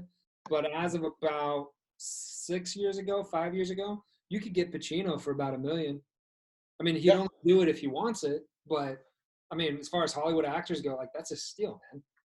Yeah, it is a steal. He was doing stage plays in New York because he's just doing what he wants. I mean, he doesn't need to work anymore. The guy's set. True. All right, now that we got through the whole formula, let's go ahead and get into the actors. All right. First off, Mr. Sean Connery. Yes, He was James Bond officially from 1962 to 67. Came back in 1971, and then he did one more James Bond movie, independent of Eon Productions, in 1980. Now, Sean Connery is the first official Eon Productions James Bond. And then, of course, he was an amateur bodybuilder. No, I didn't realize. I think he's like Mr. Scotland in like one of the 1950s Mr. Universe contests. Yeah, you see old pictures of him like swole. Like, hey, okay, Sean. So yeah, Sean Connery was an amateur bodybuilder. Of course, he became an actor. Actually, he got the attention of the producers of the Bond films from a Disney movie. Yeah. He was in Darby O'Gill and the Little People. Well, and you know how he sealed the deal on that, right? Like his wife, the wife. Well, yeah. So Albert had gone to see it, and he liked him, but he wanted to make sure women were going to find him attractive. So he went back, saw the movie again with his wife, and his wife was like, "Yeah, he's good." And The wife. Yeah. So, yeah, Dana Broccoli really saved his career because she wanted to fuck. Thank you. Like, yeah, that's weird too. Like, fucking, like I made my career got made because Dana Broccoli found me fuckable. Basically. That's basically what happened. But Sean Connery, actually, Albert Broccoli was not really keen initially on Sean Connery, and the person who really wasn't keen on Sean Connery was actually Sir Ian Fleming himself. He did not like Sean Connery. He thought it was too much of a brute. And actually, I think he calls him at one point an overgrown stuntman and did not have the finesse and elegance needed to play James Bond. But then the film's director, Terrence Young, took young Sean under his wing, and really helped him out. Basically showed him how to live like a proper English gentleman. Took him to his tailors, took him to his barber, took him to all the nicest casinos. Pretty much showed him how to walk, how to talk, how to what to drink, what to order, etc., etc. And it really helped out. You can see that suaveness that Sean Connery has. Pretty much he refined this piece of coal and turned it into a beautiful diamond. Scotsman, and they had to make him more English. That's what the English do. Yes, very, very much a Scotsman, rugged Scotsman. Yeah. So, but after they did work on him, Sir Ian actually liked Sean Connery so much that he added a Scottish ancestry to James Bond because of how much he liked Sean Connery. Well, and just one other thing before we move off of Sean that Tom told us, me and anyone else who's fortunate enough to have him as a teacher was, one thing that you have to keep in mind if you're looking at actors as a director or producers, you always have to try to understand right where they're coming from, because by the nature of what it is you guys do when you're performing and everything, insecurity is just it's the name of the game. Most actors are going to be insecure to a certain extent, and it's because their entire life is under a microscope.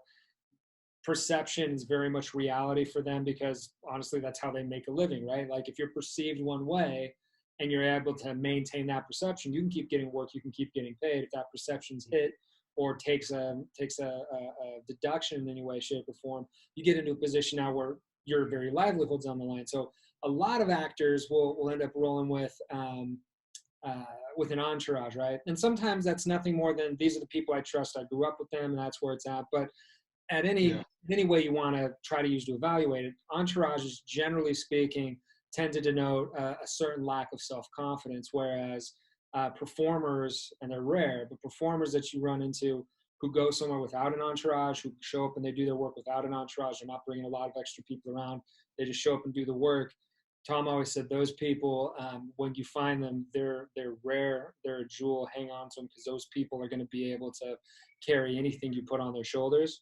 And he said Sean Connery was the first that he ever ran into like that. He said he would show up ready to rock and roll, the consummate professional, and he always had that self-confidence that was just bursting out from somewhere deep within that literally let him command any room he walked into. Yeah. And that's what you need in a Bond. You have to have, because I've not heard enough to be able to know for sure, but I would be surprised if very many James Bonds are entourage heavy when it comes on set, because they have to have that unflackable self-confidence. And when you put a camera on someone long enough, they don't have legitimately, it's going to come through. True. Now, what I'm gonna do now is gonna go through a couple of quotes in terms of like people's interpretation of Sean. Now, Sean himself described his version of Bond as a complete sensationalist, since it's highly tuned, awake to everything, quite immoral.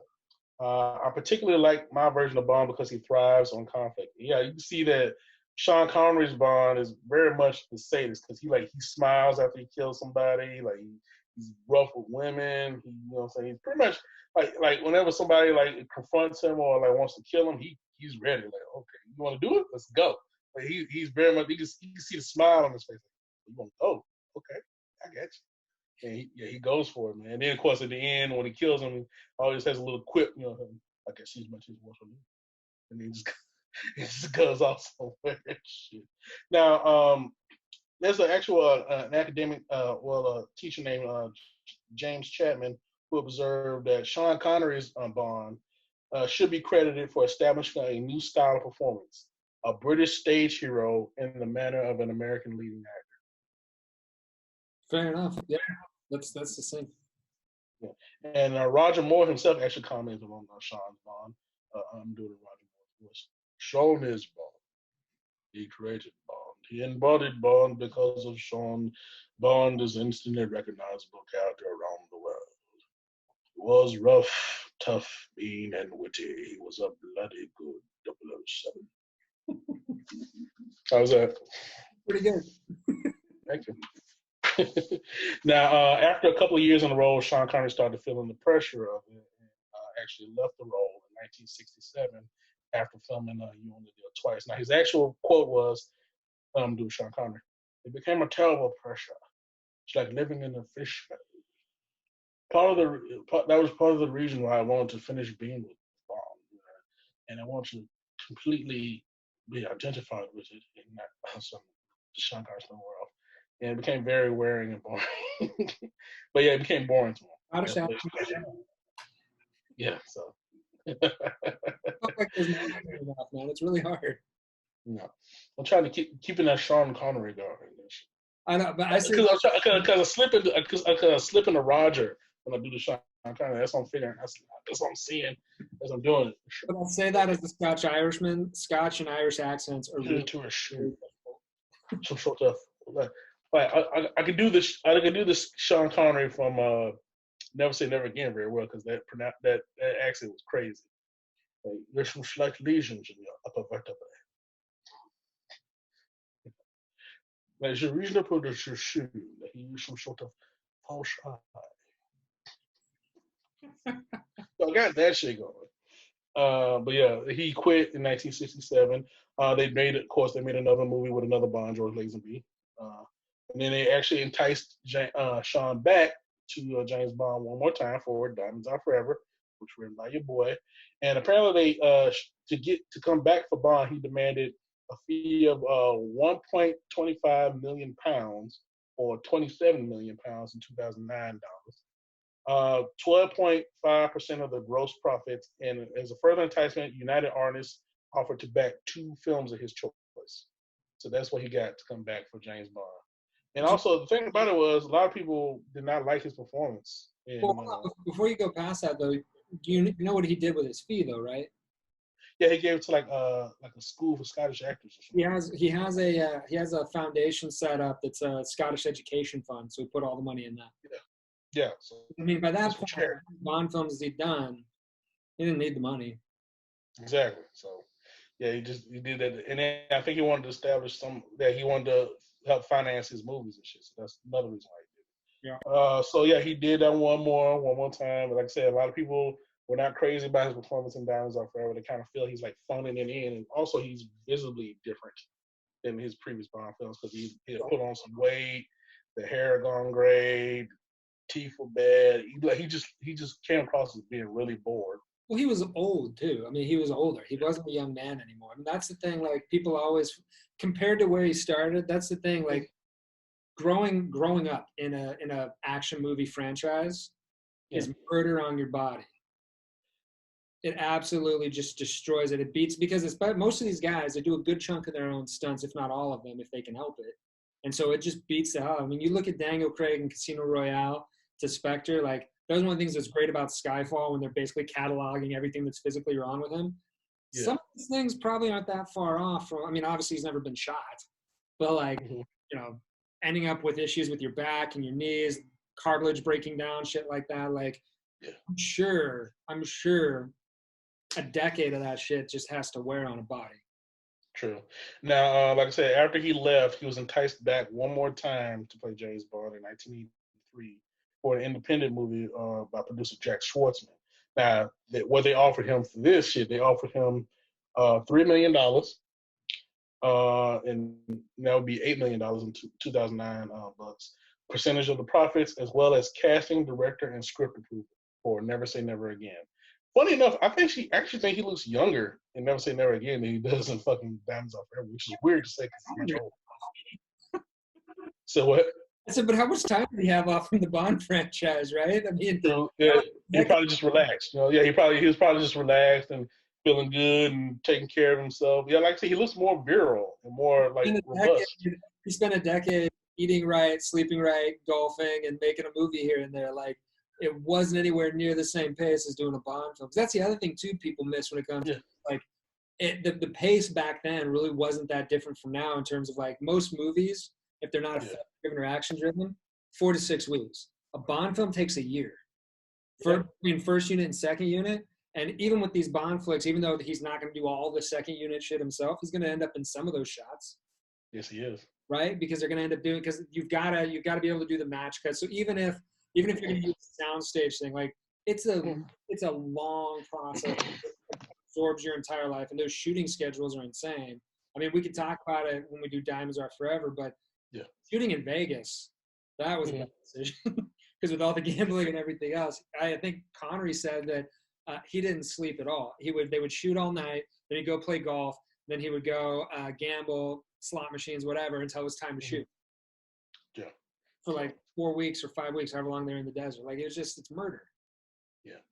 All right, now let's go ahead and get into some quick Sean Connery facts before I get into my movie. In 2003, Sean Connery's Bond was voted the third greatest cinema hero by AFI. The very first scene that he ever shot as James Bond is actually in the sequence in Kingston, Jamaica, where he's at the airport and the girl with the camera and shit. That was his very first scene as James Bond. And that was July 16, 1962. Contrary to popular belief, Sean Connery was not wearing a hairpiece during his first 2 outings as James Bond. However, from Goldfinger on, he's wearing hairpieces. Because his hair just got too thin. Hey, look, to be fair, a large number of big actors were wearing hairpieces in the 60s and 70s. Yes, a lot of them did. Yeah. His favorite of his Bonds is also my favorite Bond, which I want to talk about in a little bit, From Russia with Love. That's his favorite one. He was voted People Magazine's Sexiest Man Alive in 1989, and in 1999 was voted Sexiest Man of the Century. He actually ties Roger Moore for the most portrayals of James Bond, 7 apiece. However, Roger beats him because of the fact that all 7 of his movies are official Eon productions. Sean only did 6 of those. The 7th one that Sean did was independent. He has 2 roles in common with Pierce Brosnan, James Bond, and they both played King Arthur. Okay. Sean played King Arthur in the movie First Night. Yeah. And Pierce Brosnan played him in Quest for Camelot. Yeah, so there's that. At 6 foot 2.4 inches, he's actually the tallest actor to play James Bond to date. And funny enough, he beats George Lazenby and Timothy Dalton by a couple centimeters an inch. So, because they're both of them are 6'2". Metric system. Yeah, there you go. Of these 6 actors to play Navy Commander James Bond, Sean Connery is the only one that actually served in the Royal Navy.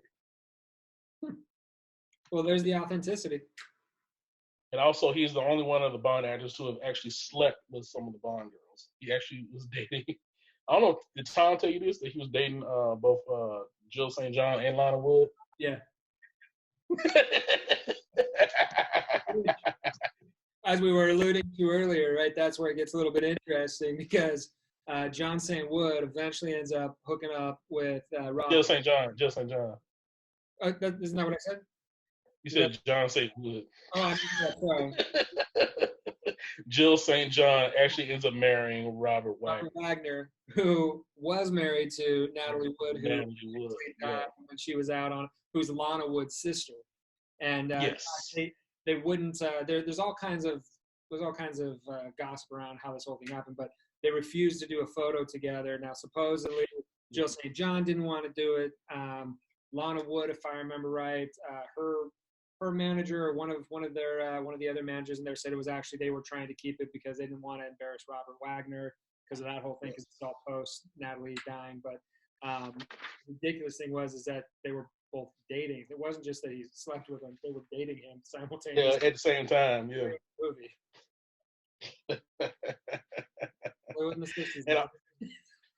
And also Sean Connery is the only Bond actor to star in both Eon Productions and non-Eon Productions as James Bond. Yeah. So, now let's talk about my favorite movie from Sean Connery, From Russia with Love. Now the general synopsis of the movie is James Bond is assisting in a defection of this Soviet consulate member, Tatiana Romanova, in Turkey, while Spectre is also trying to avenge James Bond by luring him with this new device called the Lecter. So there's that. Now, in terms of facts about the movie, it actually made more than $78 million in the worldwide box office, which is far more than this $2 million budget and way more than Dr. No. And that was really the blockbuster, the first real blockbuster of the Bond movies is From Russia with Love. It's the final. It's actually the last James Bond movie that Ian Fleming ever saw. It's From Russia with Love. I think if I remember, and also, it was also the last film that JFK saw before he died. Yeah, I was actually going to get to that. JFK, since we alluded to it a little bit earlier, one of the reasons they made From Russia with Love is because of the fact that John F. Kennedy, the president at that time, had listed Ian Fleming's book as one of his top 10 favorite novels of all time. So they capitalized on that. And like I said, because of the fact they decided to make From Russia with Love the second James Bond movie, and according to the book Death of a President, From Russia with Love was the last movie JFK saw in a private screening at the White House before he was killed in Dallas. And the other thing towards that end, so if I remember correctly, it was an interview with Life magazine when he said it. And that's what the sales in the U.S. and really kind of helped make the franchise.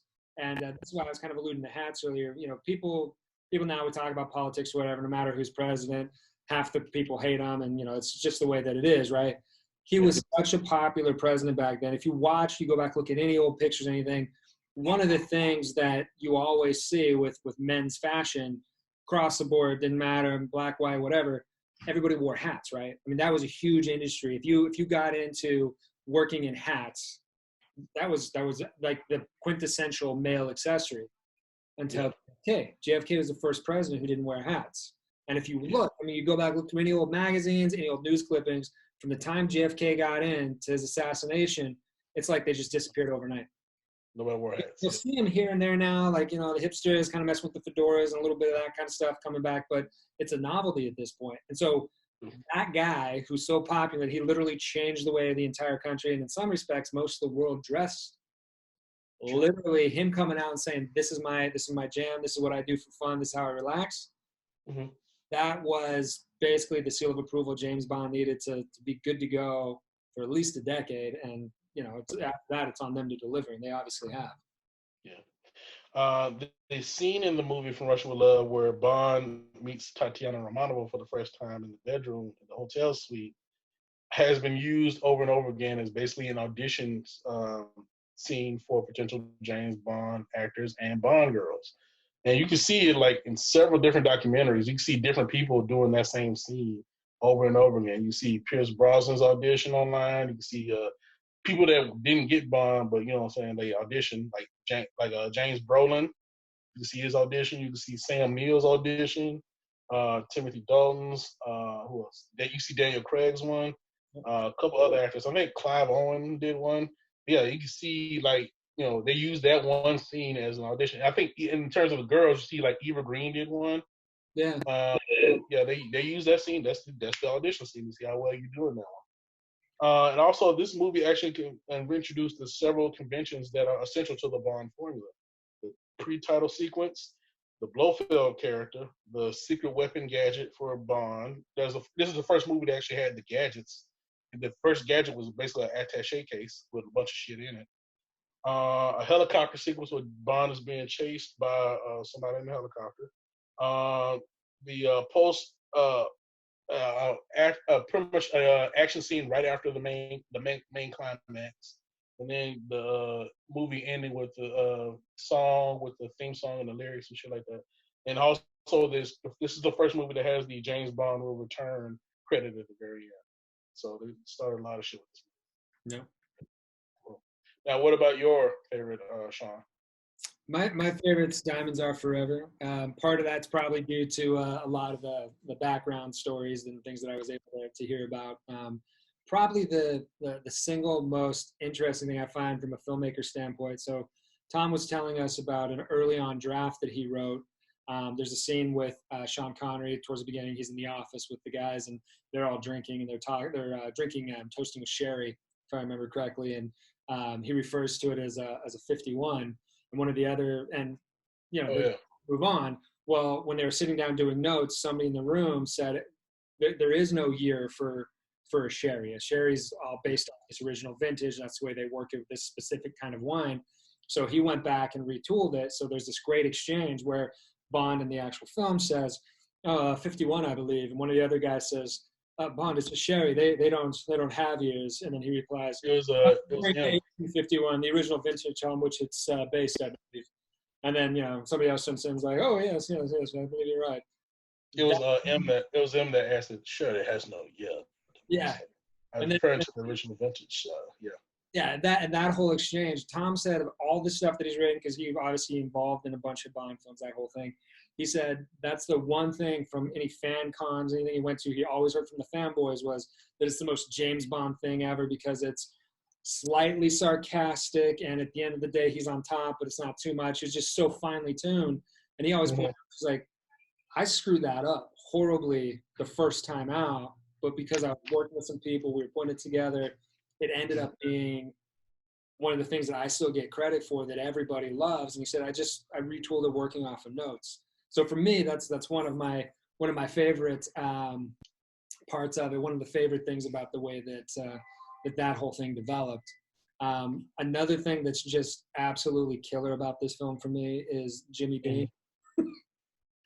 So everyone in our age bracket has seen Jimmy Dean sausages. We're all very aware of his daughter.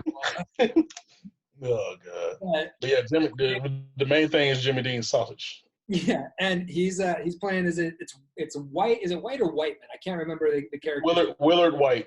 That's his name. So he's this super villain who's like a casino owner in Las Vegas and all this stuff. He's not really the villain though. He's like pretty much like he's this reclusive dude is kind of been pseudo kidnapped. Well, I mean, however you want to put it, this is why. Let me get to where I was getting to. Yeah, okay. They kind of bill him as he's not this great guy. Let me put it that way. Let's say he's a less than admirable person. And the idea was he was based in large part on Howard Hughes. And again, most people in our generation, if they know him at all, it's maybe The Aviator, right? At that point, Howard Hughes owned, was it the Desert Inn, if I remember right, in Vegas? He owned a couple of places in Vegas. Specifically, that's where he was set up. He had the top floor, basically, where he was living as a recluse. He was considered to be, at a minimum, really rough around the edges. He'd fire people for no reason. He did all kinds of weird, crazy shit. And at the time, Jimmy Dean was working for him as I think he actually was working in the kitchen, like as a chef or something. And he gets this role, and that was the most uncomfortable part for him because it was obvious to everyone that he's playing like a Howard Hughes-like character, and he's like, I don't even know if I'm gonna have a job when this whole thing's done, when I get to go back to work. And also, funny enough, Howard Hughes was friends with the producers. So I think if not all the casinos that you see them in, where they're doing interior scenes, are Howard Hughes casinos. Well, so he allowed them use to that shit. So the interior of that gaudy Las Vegas hotel suite. Yeah. So they were looking, because they actually, Tom told me that they looked originally to try to maybe shoot something, there on site because they were shooting all this stuff in Vegas anyway. But when they looked, couldn't find what they thought was a visually accurate enough kind of depiction of a gaudy Las Vegas hotel suite at the time. So I think it was Mhm. Ken Adams, the production designer, if I remember right, or Ken Adam. I think I added an S to it. Yeah, Uh, Ken Adam, yeah. yeah, who actually went and he designed this ostentatious, just ugly, gaudy, dripping, and over-designed shit for them to perform on. They built it on a stage and went and did it there. Yeah. I mean, the worst part of this whole thing is that I know I'll never be able to do all of the stories justice that Tom told us to it. But I mean, even that scene when Bond's coming out of the pool after he gets thrown in because at that point he was doing the toupee thing, that was a bit of an ordeal to make sure that happened right with him popping out so he doesn't lose the hair and make sure, because if you actually watch the scene again when he pops out of the pool, I think that was Spartacus. That was Kirk Douglas's house, if I remember right. I think that's who's. Oh, okay. But Cool. when he's popping out, his hair is damn near perfect because he didn't go all the way underwater because they're worried that the tape wasn't going to hold on right. So I mean, there's a million little stories like that make it that much better for me. But the line, the whole thing, it was, again, even of those earlier ones, they didn't get too far out of control with a lot of the comic booky kind of stuff, even with the gadgets and the things, and it just makes for a really great one. And the funny thing for me is, I actually probably grew up liking Goldenfinger. I'm Goldenfinger better than I like this, or Goldfinger. I mean, better than this one, only because that was the first Sean Connery one I saw, and the whole trying to rob Fort Knox and killing the girl by painting her all solid gold. That whole thing, like, it was very, very visually striking and stunning. But for me, because of all the behind the scenes stuff Tom used to give us, and all of the myriad of stories and the little lessons that he gave us about making good movies and working with quality performers and understanding how to kind of fill your role, whether you're in as a director or a writer or another actor, all of those things, it just makes it into one of my more favorite ones. I don't know what to say other than that. I got you. Let's go ahead and knock out to the next one. George Lazenby, the one and done. Only did the one movie. Now, George Lazenby, before he was actually discovered, was actually I think the number one male model in the world at that time, and highest paid one at the time. And in fact, the producers noticed him because he did a commercial for Fry's ice cream, chocolate cream, or something like that. That's and also so what he did was, when he heard that he was being considered for the role, he literally went out and did like pretty much like a research mission, and he found out all the places that Sean Connery hung out when he was making Bond movies. So he took shit from different Sean Connery elements. Like he wore the same wristwatch as Sean, went to the same Savile Row tailor. Actually, he got a suit that was actually ordered for Sean Connery, but Sean didn't collect it. So he wore that for his audition.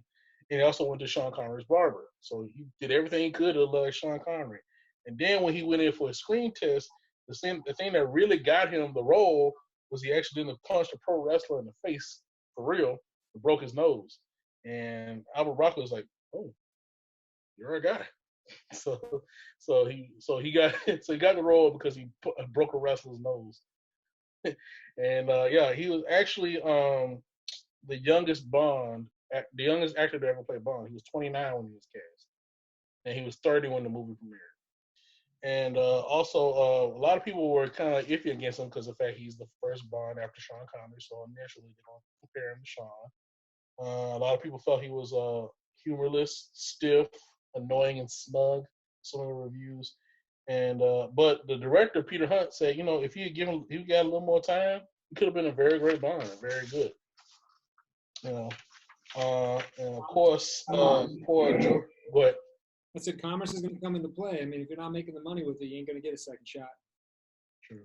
Also, one thing that's very unique among the Bonds, George Lazenby actually never signed a contract to portray Bond. I think he had like just an agreement or whatever. And negotiations pretty much dragged on throughout the production while he was filming. He never actually signed a contract. And he subsequently, what happened was, in terms of why he left, he was convinced by his agent, Rowan McRaleigh, his name, that the secret agent archetype was becoming archaic, especially in the wake of the liberated 70s with movies like Easy Rider and shit like that. It's like, this is where we're going. James Bond's the thing of the past. Like, don't get rid of this Bond shit. And of course, George, being the novice that he was, left the role in 1969 after one movie. Get rid of that agent. Yeah, and apparently he was like, and then you see him in the premiere. He's really into like the whole '60s drug scene because he like grew his hair out, got a beard. He's wearing a tuxedo, but he like is very hippied out. And he has this one weird interview where he talks about experimenting with LSD and shit like that. And it's like, yeah, man, the Bond. And he like talked very hippie, like, yeah, man, the Bond thing is it's whatever, man. You know, like I want to do like Easy Rider. I want to do stuff like that. like, dude, you literally just What were was handed. what was it? What? The character says in Tropic Thunder, "You just shit the money bag, my friend."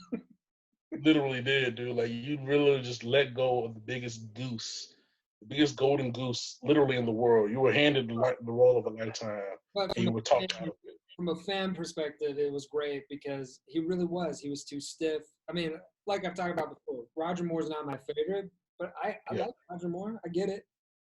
I love Roger Moore. Yeah. So, now a quick couple of facts about George Lazenby. Of all the actors, he's the only one that was actually nominated for a Golden Globe for Best New Star of the Year. He also studied martial arts under Bruce Lee. And actually, funny enough, he was actually supposed to star alongside Bruce Lee in, of course, Bruce Lee's last release film, Game of Death. However, Bruce died 2 weeks before the film could start. And actually, George Lazenby was actually supposed to have dinner with James Bond, or with Bruce Lee, excuse me, the night he died. Mm-hmm. They're actually supposed to have dinner together. And actually, they still use that same footage of George Lazenby in Game of Death, so he's in there. So, he also said his favorite Bond movie is Goldfinger. Hey, Judy.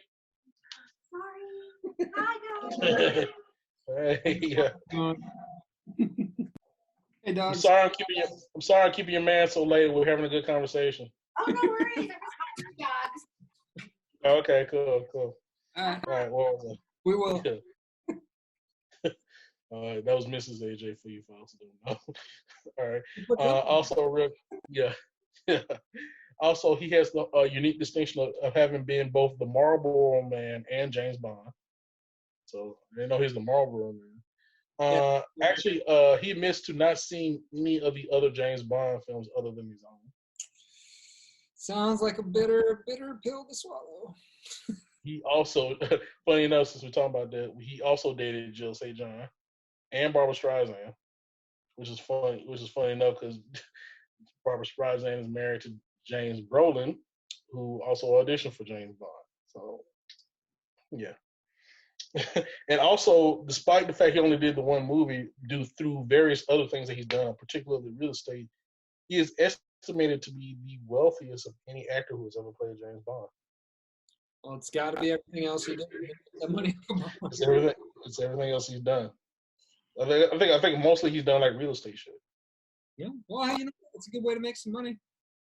Yes, it is. Yeah. So we're gonna talk real briefly about his movie, On Her Majesty's Secret Service, where basically Bond faces Blofeld, who's basically trying to hold the world hostage of the threat of sterilizing the world through his angels of death, girls from different nations or whatever.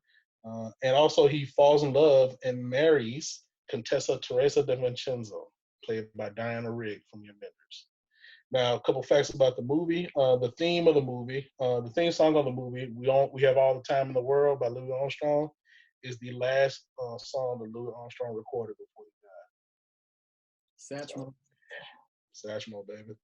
Sir Sean Connery actually said he would have preferred to do a movie like On Her Majesty's Secret Service, other than You Only Did It Twice. So Sean is a fan of it. Yeah. Yeah. Like I said before, it doesn't necessarily make my top 5, but it's not a bad one. It's not Moonraker. No, it's not. This is the only Bond movie with a sad ending. Yeah. Because the fact that it's also the only Bond film that features James Bond getting married. So, and then like I said, it ends tragically with poor Teresa being killed on their wedding day on their way to the honeymoon by his enemies in the drive-by. We were like, wow.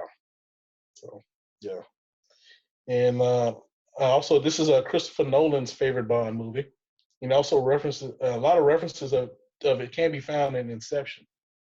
So Yeah. Yeah. yeah. This is also Steven Soderbergh's favorite movie of the Bond franchise. I would have thought he'd have been a Moonraker guy. No, this is his favorite one. This is actually what he quoted. He said, "For me, there's no question that cinematically, On Her Majesty's Secret Service is the best Bond film and the only one worth watching repeatedly for reasons other than pure entertainment. Shot to shot, this movie is as beautiful in a way that none of the other Bond movies are." Steven Soderbergh. Okay. This is the first Bond we openly see James Bond crying, and also this movie brings out the Bond family motto. Because they have the whole get down where he's posing as a genealogist, and they actually look up James Bond shit as a cover, and you see his family crescent orbis non sufficient, translated from Latin, the world is not enough, which has actually become a title to one of the James Bond movies in 1999. So, yeah, that's George Lazenby. Let's see. Do I have anything else for George? Oh yeah. Also, IGN ranked On Her Majesty's Secret Service as the 8th greatest Bond movie ever. Entertainment Weekly ranked it as the 6th greatest Bond movie ever. Digital Spy magazine listed the movie as the best Bond film to date. And also, in a 2012 poll from 007 magazine, apparently a poll of Bond fans voted this the greatest Bond movie ever. Yeah, so. All right, now let's get into a favorite of both of ours, Sir Roger Moore. Mm-hmm. Served as James Bond from 1972 to 1985. Quite a run. Now, go ahead. I just said that's quite a run. All right, and then unlike most of the Bond actors, Roger Moore was a well-established, actor before he got the role of James Bond. He had done, Simon Templar and the Saint, and he was in the Persuaders with Tony Curtis, and he was I think he was on Maverick.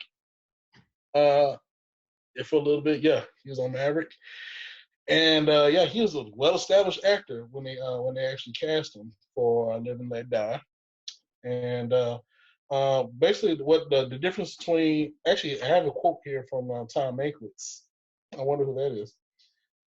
He actually he actually fitted his initial screenplay for Live and Let Die around Moore's persona, giving him more comedy scenes and a more lighthearted feel to Bond, which actually made Bond, according to some other artists, as a rather smarmy, eyebrow-raising international playboy that never seemed to get hurt. It works. It worked just fine, man. And a lot of people felt he was too nice and too well-mannered to be a James Bond of any real substance. I love it. Pierce Brosnan yet. Oh yeah, wait till we get there. One critic wrote, Roger Moore recreated Bond as an old-style debonair hero, more polished and sophisticated than Sean Connery's iteration, using a mocking reassurance that he perfected from his role as Simon Templar. Roger Moore's humor was a throwaway, and certainly in later films, verged on self-parody. It was an essential strand of the increasingly tongue-in-cheek direction of the series, and which became a lot more lighthearted, knowing, and playfully intertextual. So, but yeah, like Moore's, a lot of people comment to that Roger Moore's one-liners were delivered in such a way that made the violence in the movie inherent. It pretty much made it a joke as opposed to Sean Connery's one-liners that were kind of like, meant to kind of like put a nail on the violence. You know what I'm saying? So it was very different. They were more darker, whereas Roger Moore's was definitely a little more playful. Yeah, and even Roger Moore himself describes it like his approach to Bond with the humor. He's like, do the Roger Moore voice again. To me, the Bond situations are so ridiculous. I mean, this man is supposed to be a spy, yet everyone knows he is a spy. It's utterly ridiculous. You have to treat the humor outrageously as well.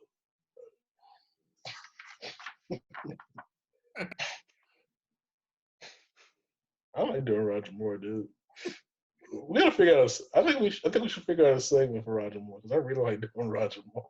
Do a Roger Moore segment. Yeah, Roger Moore reading like, like the commentary thing. Drunk Roger Moore, just reading shit. Like I told you, like for those of you who don't know, look at the there's a, DVD release of the James Bond movies, re-release anyway, which has a commentary track with Sir Roger Moore doing his Bond movies. He is drunk as shit during a couple of them, and he pretty much puts it out there he's been drinking. And he'll start out like I think I've done this before, but like, that's me playing James Bond. This is not as much a commentary as more of a one-sided conversation, as I cannot talk to you and you cannot talk to me. So do as I'm doing right now, sit back, kick off your shoes, and have a glass of wine. I like doing Roger Moore. The thing you got to give him a little bit of a break on was they didn't even start messing with commentary until the late 90s. So they literally just came back to him like, hey, we're going to put this thing out. If you'll come back, we'll give you $20,000 for the day or whatever it is. And so he's like, I could just. Oh, really? I'll do it, but I'm not going to be sober. You don't mind if I have a bit of a glass while I watch well, and something I think a lot of Americans miss is that in the European side of things, it doesn't matter if you're working or not. Once you're retired, right, which is what it is, and hell, even if you're not, after a certain point in the day, a little alcohol goes a long way, and nobody turns it down. I mean, I can't even tell you the number of guys I talk to who work in London, for example, and they're like, yeah, we go out and have beers at lunch. Like, that's like you can't even thought about doing that here, you'd lose your job. So I'm totally willing to believe that he showed up shit-faced to sit in a recording studio and talk about his movies he's watching. I actually have not seen these movies since the premiere, so as I'm watching them, it's not really so much day-to-day routine as I honestly do not remember. It's more recollections as I watch them, other films I've done, things of that nature. All right, now Roger Moore actually added a number of his own personal touches to his version of James Bond. In particular, cigars. His Bond smoked cigars. You know what I'm saying? Also, he wore safari suits in a couple of the movies. He wore a safari suit in Man with the Golden Gun. He also wore another one in Octopussy because he actually had that safari scene. Oh yeah. So, in Octopussy, yeah. So he had a little bit of a shit. Now, actually, by the time he did by the time he did fucking For Your Eyes Only, he himself said like, you know what, I'm way too old to be doing this. And like that was when the negotiations began with like they would have to entice Roger more and more each year to come back as Bond.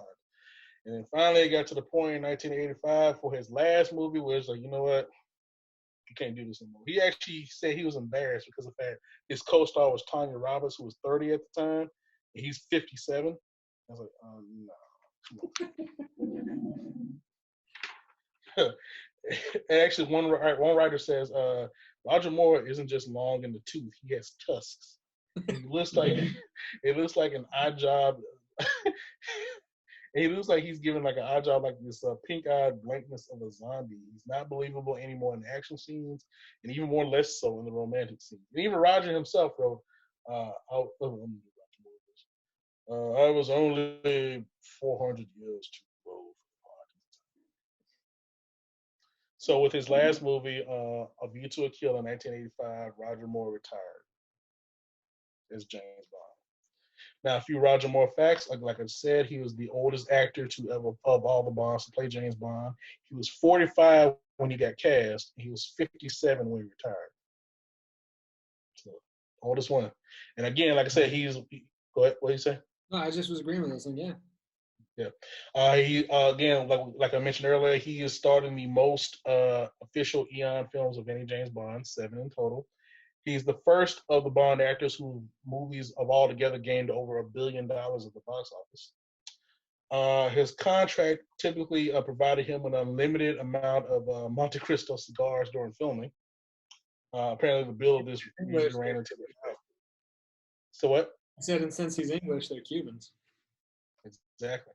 And apparently, the bill for this usually ran into thousands of pounds. Despite playing James Bond in 7 movies, he's never actually ordered a vodka martini shaken not stirred in his life. He named The Spy Who Loved Me as the favorite of his Bond movies that he did. He also has some other favorites of the Bond franchise. His favorite gadget is the magnetic watch in Live and Let Die. His favorite villain, Scaramanga from The Man with the Golden Gun. His favorite Bond girl is Barbara Bach as Anya Amosova, Agent Triple X. His favorite henchman, Jaws, of course. And let's see.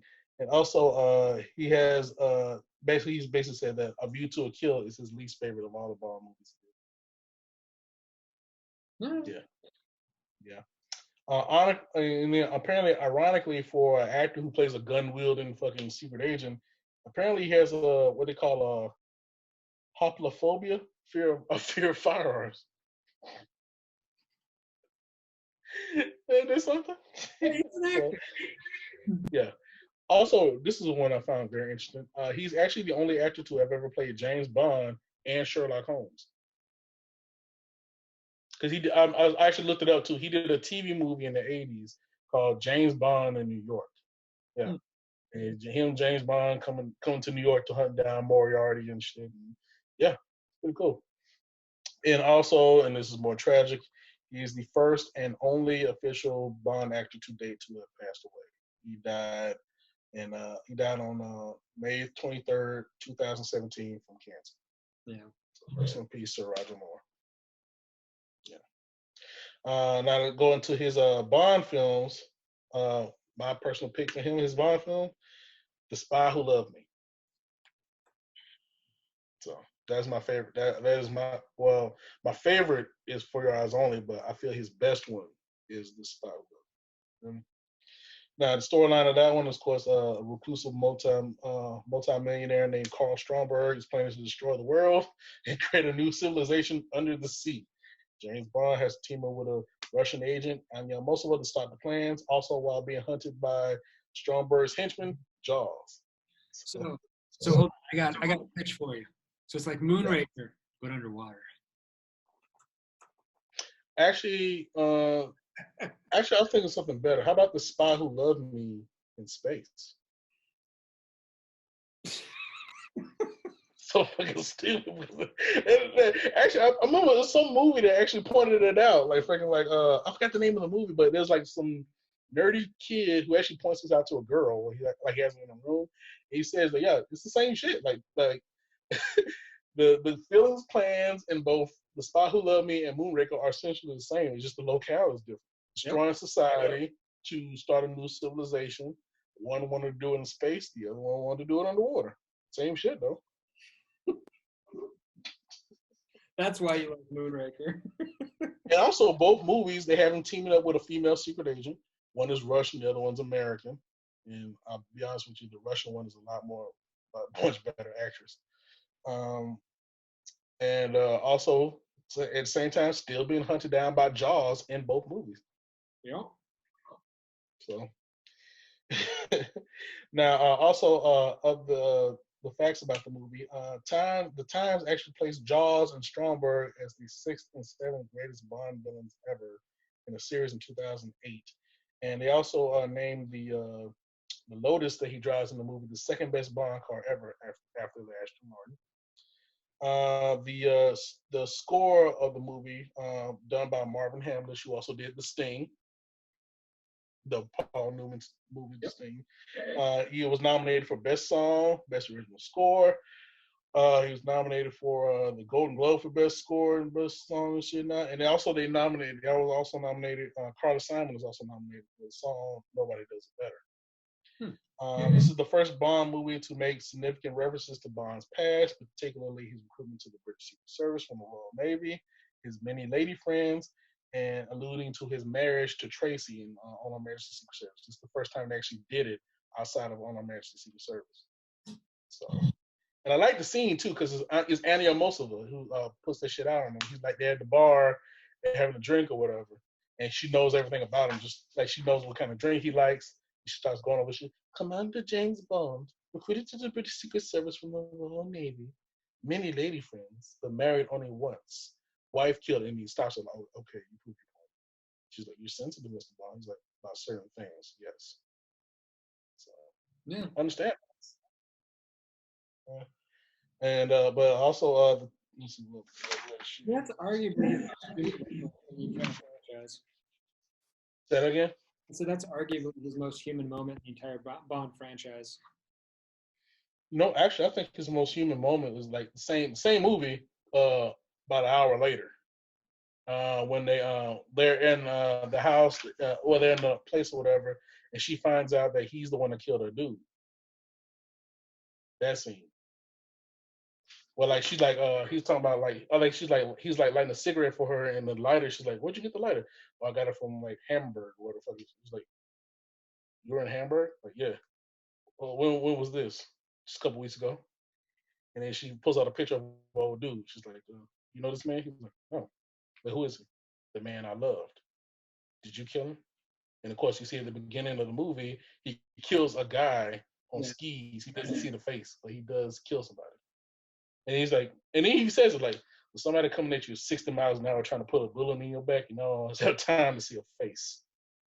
He's saying, in this business, people get killed. Yeah, but you get similar moments with that, even with the Daniel Craig iteration. Like, there's similar things to that where it's like he's talking about a kill or about losing someone, and you kind of get little bits and pieces. But I still feel that his moment with her in the bar, that short little scene, I feel is human. I think it's even more human than at the end of Casino Royale when you're watching him talk with Am about Eve. True. But yeah, I give you that. That's like, it's just personal preference, I guess. Yeah, likewise. Like I say, the answer to your question is yes, I did kill him. And then, of course, when this mission is over, I'm going to kill you. It's a great scene, man. Little short, very short scene, but it's a really good scene. And like we talked about before, Roger Moore was not my favorite, but it's great. Yeah. And also, this is we talked about the songs for, like, you know, Nobody Does It Better is the song for this movie, but the lyrics actually say The Spy Who Loved Me. Just the lyrics say it. And also, this is the first Bond film to use an original villain, that one based on the novels. The Steel Teeth actually would come back to have a huge influence in the hip hop culture due to the grills. Apparently, the grills were created as a homage to Jaws because he has the steel teeth. They're like Paul Wall and them in Texas, but they got the grills and the diamonds and shit. Apparently, they got that from James Bond Jaws. All right. That's what they got it from. And of course, like I mentioned earlier, Roger Moore passed away in 2017 on the 40th anniversary of this movie. That was the day.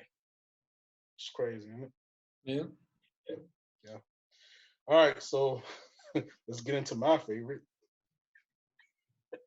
AJ does not get. Timothy Dalton served as James Bond from 1986 to 1994. Now, whatever. Now, after the retirement of Roger Moore in '85, which we just mentioned, they went on a big search for a new James Bond. And some of the potential choices were Sam Neill, Pierce Brosnan, and Timothy Dalton. Now, they were really keen on particularly Sam Neill. I think the director Barbara Broccoli and Dana Broccoli really wanted Sam Neill for James Bond. But really, Albert Broccoli, Cubby Broccoli, was not sold on. So they decided to go with. All right, this is probably a good spot to toss in the family relation on the producerial side. So Barbara Broccoli is obviously Albert's daughter, and this is when she finally started stepping more into the producerial role, because after her father passed away, she would take over for the company and for the franchise. And we'll get into that a little later with Daniel Craig and some of the stuff, how she's changed and shaped the way that we've gotten into the modern iteration of Bond. Particularly her and Michael G. Wilson. Now, Michael G. Wilson is actually Dana Broccoli's son from another marriage. And and Cubby Broccoli adopted. And he is now the co-producer with Barbara Broccoli, so it's like pretty much brother and sister running. Well, they both get producing credits, because when you say co-producer, that could mean something different. They're the producers. They took over. Yes, they are. Yeah, Barbara Broccoli and Michael G. Wilson. Yeah. Now, they, like I said, they really went with Pierce Brosnan. They actually offered him a contract and all this other shit. But however, the thing about the Pierce Brosnan situation, which is pretty interesting, I was going to get into this a little bit more when we got to Pierce Brosnan, but we might as well get into it now.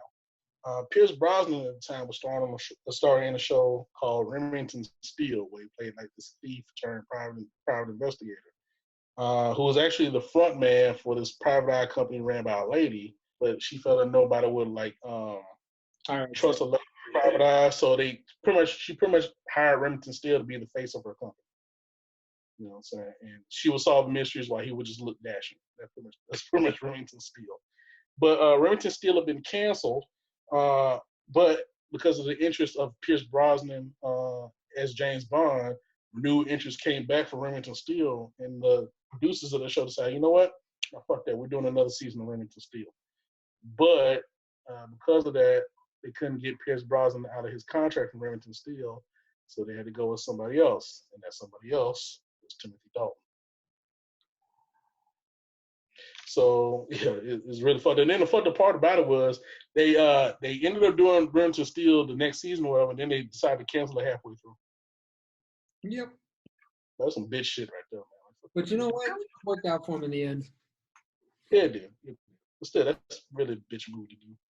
You cancel the show, you reinstitute the show because this main dude of the show gets a lot of buzz for being a new James Bond, and then once that buzz is gone, fuck it, cancel the show again. Economics, man. Well, anyway, Timothy Dalton was actually introduced as the new James Bond in August of 1986 with a salary of $2.5 million. And also, in preparing for the role, Timothy Dalton read all of the original Ian Fleming novels, basically to get ready for this movie. Now, Timothy Dalton, green hair, dark-eyed, Shakespearean-trained actor, was a student at the Royal Academy of Dramatic Arts, RADA, but he dropped out, along with pretty much most of the great British actors of the last God knows how many years have been students of RADA. Patrick Stewart, Jeremy Irons, goddamn Alan Rickman. You know, all these guys came from essentially the same place. Roger Moore is a RADA person too, so they all came from that great school. Now Timothy Dalton's Bond was actually considered a serious one. He was dark, emotional, stern, ruthless, showed very little humor, and was very focused on as a killer with very little time for fun or indulgence. And Timothy Dalton actually said his interpretation of Bond came from his desire to see a darker Bond, one who's less of a womanizer, tougher, and closer to the actual darker character that Ian Fleming wrote. I've actually, like I said, I read the books. He is actually closer to. He's basically. I think he was the first actor who was closest to the original Bond from the novels than probably anyone before him. So. But the thing about it is, most people were not used to that interpretation of Bond. They were used to the Sean Connery, Roger Moore, kind of witty, funny Bond. What you're running into there is you're looking at a situation in pop culture and media, right, where you have two factions. There's the people who grow up on the novels, who love the novels, and they love that characterization, and you have people who only know what they've seen in cinema. And that's what they see and they love and they go towards. I mean, we'll get into a little more when we get to Daniel Craig, I think, but that bastard quality we talked about that Sean Connery has, that's a very specific one. And when you talk with, like Tom always used to say, the conversations that he'd have with Albert Broccoli and all of the original Bond guys from the cinematic side of things was that's what they wanted. That's the character that they were striving to portray, right? They liked that thing, and that's why they think that, Tom had said before he passed away, of all the ones that came and went, Daniel Craig was probably the closest that he'd seen to what they were going for. And again, that's because you're talking about what is your end goal. And for someone like you, who's more of a purist when it comes to the novels and the novelization, it makes sense. And it's not to say that anybody's wrong at this point. We're just starting to argue taste. Yeah, And like I said, a lot of people, like I said, a lot of the critics and a lot of the fans were not really used to this sort of Bond. And actually, one critic said, any vestiges of The Gentleman's Spy by Ian Fleming are now gone. And that Timothy Dalton's character is now remarkably close in both deed and action to Batman than James Bond. But again, that's a film critic who didn't read the novels. True. Yeah, that's true. Well, Fleming, they betrayed the Broccoli's. Yeah. Now, many of the people who worked on the James Bond films actually have very high praise for Timothy. Now, Roger Maybaum, who was the screenwriter for a lot of the James Bond movies prior to, Tim Mankiewicz and other people like that, and I think he did some after Tim Mankiewicz and shit, Tom Mankiewicz. And but he while he considers Sean Connery the best Bond, he considers Timothy Dalton the best actor of the four that he worked with. Tom Mankiewicz also, Tom Mankiewicz kind of agreed with this view. He also praised Timothy Dalton's androgynous facets.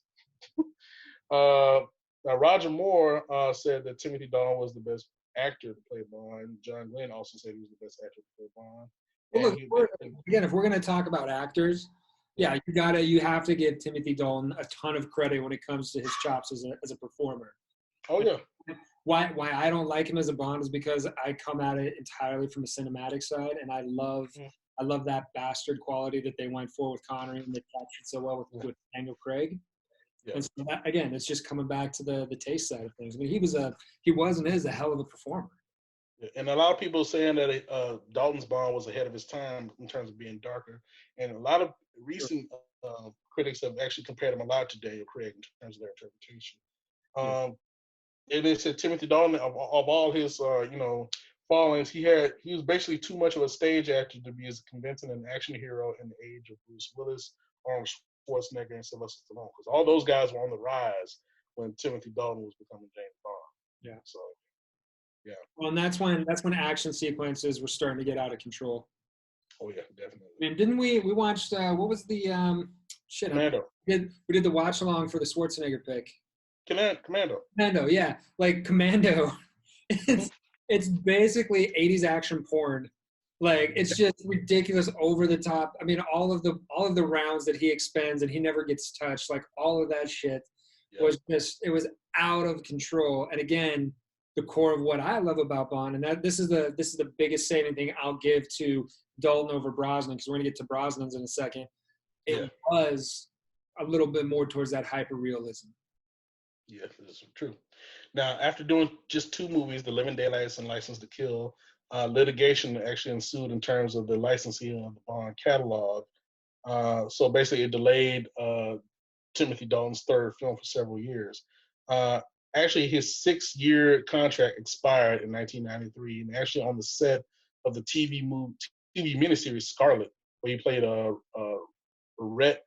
He was playing the character. This was not Clark Gable part or whatever. Rhett Butler. He officially announced his resignation from the role of James Bond on April 11, 1994. Now, a couple facts about Timothy Dalton. He was actually approached to play James Bond before, around the time of On Her Majesty's Secret Service, but he was 24 or 25 at the time, and he felt he was way too young. He felt that Bond should be somebody in their 30s to late 30s to early 40s. Now, on an episode of Charlie's Angels that he did in 1976 called Fallen Angel, he actually played a character named Damien Roth, who was described in the episode as being like James Bond. And that was 8 years before he actually played James Bond. You know what I'm saying? His favorite Bond movies are the first 3, Dr. No, From Russia with Love, and Goldfinger. He was actually considered at one point for the voice of Mufasa in The Lion King, which of course went to James Earl Jones. This is real shit. He actually was considered for he got a deep ass voice. You know what I'm saying? But against James Earl Jones. Yeah, I got you. I feel you on that. He's actually the only Bond actor to have never been married. He's also the last Bond to smoke cigarettes. So, yeah. Now, my favorite Bond movie of his is, of course, The Living Daylights, whereas James Bond is sent to investigate a KGB policy that is going to be killing enemy spies and also uncover an arms ring that could potentially have global ramifications. All the while, he's dealing with this young Russian witness. So this beautiful Russian celloist.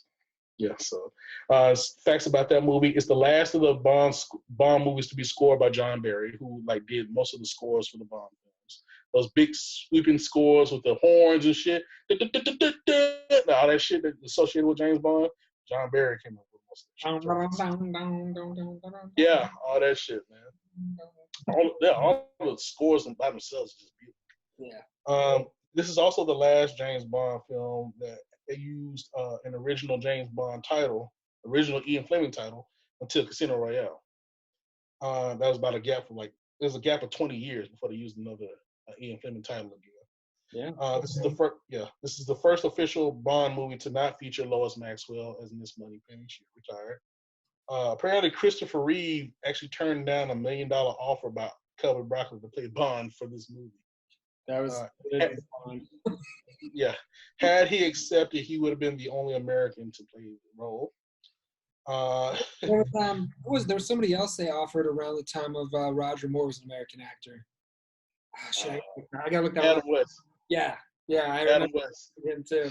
And thankfully he turned it down because he said, "No, it's got to be British. It's got to be a Brit. I'm not It's gonna." got to be a Brit. You know what? And it's something that I think doesn't get enough credit when it comes to actors, right? Because we always talk about the roles that actors turn down tend to be the ones that they get judged by the most, right? Like if you turn down a box office smash hit, then that's a bigger problem than having made a bad movie. Yeah. There's something that is great about this particular franchise that actors across the board seem so far to have at least been able to be honest enough to be like, no, that has to be, it's such a British character. It has to be somebody who's British or Scottish. We're not going to touch him. We can get into later, the speculation about who the next Bond's going to be, and some of the stuff that happens there. But that in and of itself, I think, speaks volumes about what this franchise means. Yeah. This movie also features the only deliberate nude scenes in any of the James Bond films, other than the opening titles. There's two scenes. One where there's a building being bombed out, and two guys run out and they're showing their naked asses. And also, there's one scene where he rips off the top of the Russian guy's girlfriend, James Bond, and you see tits. So there's the two. You see side boob and nipple, but it's tit. So. You should start a website. Huh? You should start a website with all the nude scenes. You see tit? I see tit. There's tit.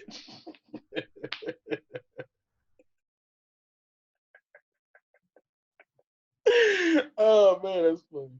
That's actually not a bad idea. Hey, see tit? I see tit. I'm pretty sure there is a website for that already. I see tit. All right. Real quick, Prince Charles and Princess Diana actually visited the set of this movie, and actually they attended the royal premiere in 1987 at the Odeon. So yeah, actually, I think the one scene where Prince Charles actually contributes to the movie, where they do the ghetto blaster scene, we had the stereo with the rocket launcher and the shit. Prince Charles is the one that fires the shit off screen. Isn't that crazy? I love what he says. It's for the Americans. We call it a ghetto blaster.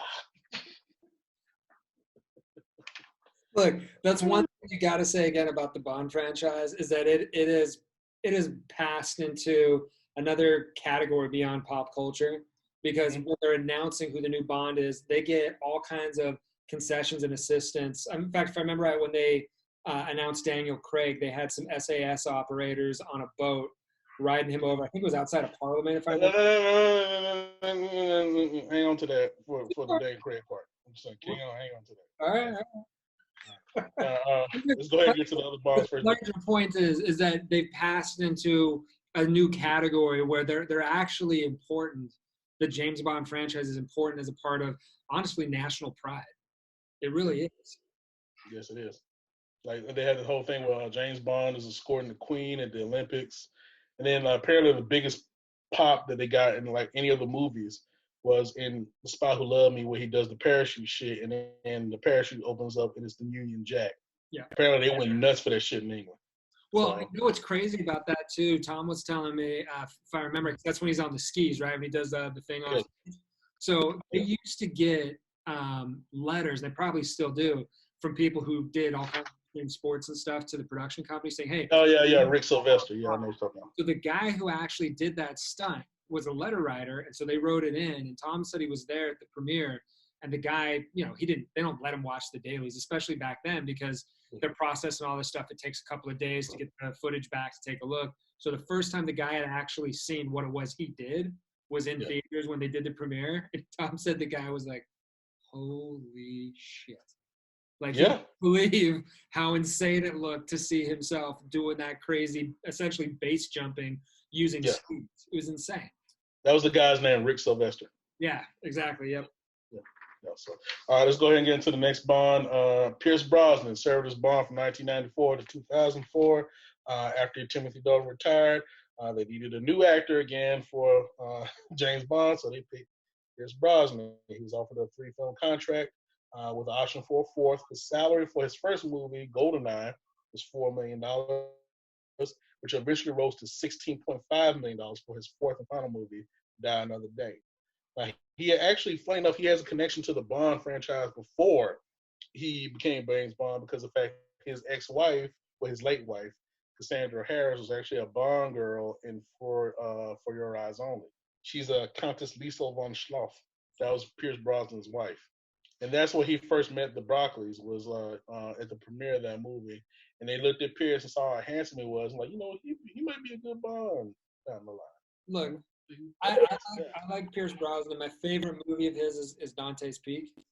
Like he's a killer actor. He's done a lot of good stuff. But as far as James Bond goes, after GoldenEye, it was just a downward trend for me. I got you. Now, one of the reasons they picked him, actually, a lot of people consider Pierce Brosnan to be one of the quintessential Bond actors in both appearance and manner, displaying the airiness of playing an air of coolness, elegance, and grace that made him very believable as an international playboy, if not purely as an assassin. Now, they actually had a comment in terms of how strikingly handsome Pierce Brosnan is. When Sean Connery or Pierce Brosnan enters a room, everyone notices. Thus, it is ridiculous to suppose that James Bond, looking like that, would be a secret agent for any more than 2 seconds. Look, here's what I'm going to say about Pierce Brosnan, right? And we've had this conversation. It's totally askew. I'm not going to go all the way down into it, but Pierce Brosnan is the guy who can play Bruce Wayne. He has that air of sophistication. There's something there where, like, the way he plays his parts and everything, you listen to him, you watch him, and you go, there's so much that could be hiding under the surface. Like, I could believe that he's a billionaire savant playboy. Like, I can get there. The Bond problem for me, once again, was he didn't have the bastard quality. True.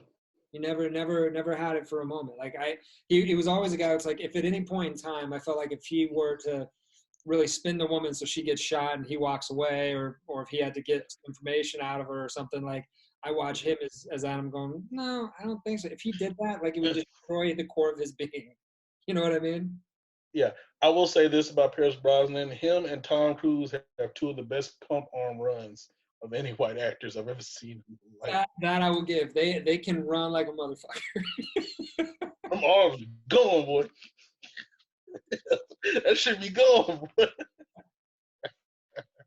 Now, they said about Pierce Brosnan's characterization, they felt it was closer to Fleming's novels than Moore, but lighter and less intense than Dalton. And then also, Pierce Brosnan himself is the one that kind of got rid of James Bond's smoking habit. He said, you know what, I don't give a damn about anybody else's perception of the character. I think smoking causes cancer, therefore my Bond does not smoke. I'm gonna still blame Rob Reiner. He's got everyone in Hollywood going. Yeah. Now, Pierce Brosnan ended up doing 4 movies: GoldenEye, Tomorrow Never Dies, The World Is Not Enough, and Die Another Day. Now, after four films in this role, he actually stated he wanted to do 1 more Bond movie, but again, negotiations and legal shit got in the way and stalled the production. And he announced his intention to leave the role in July of 2004.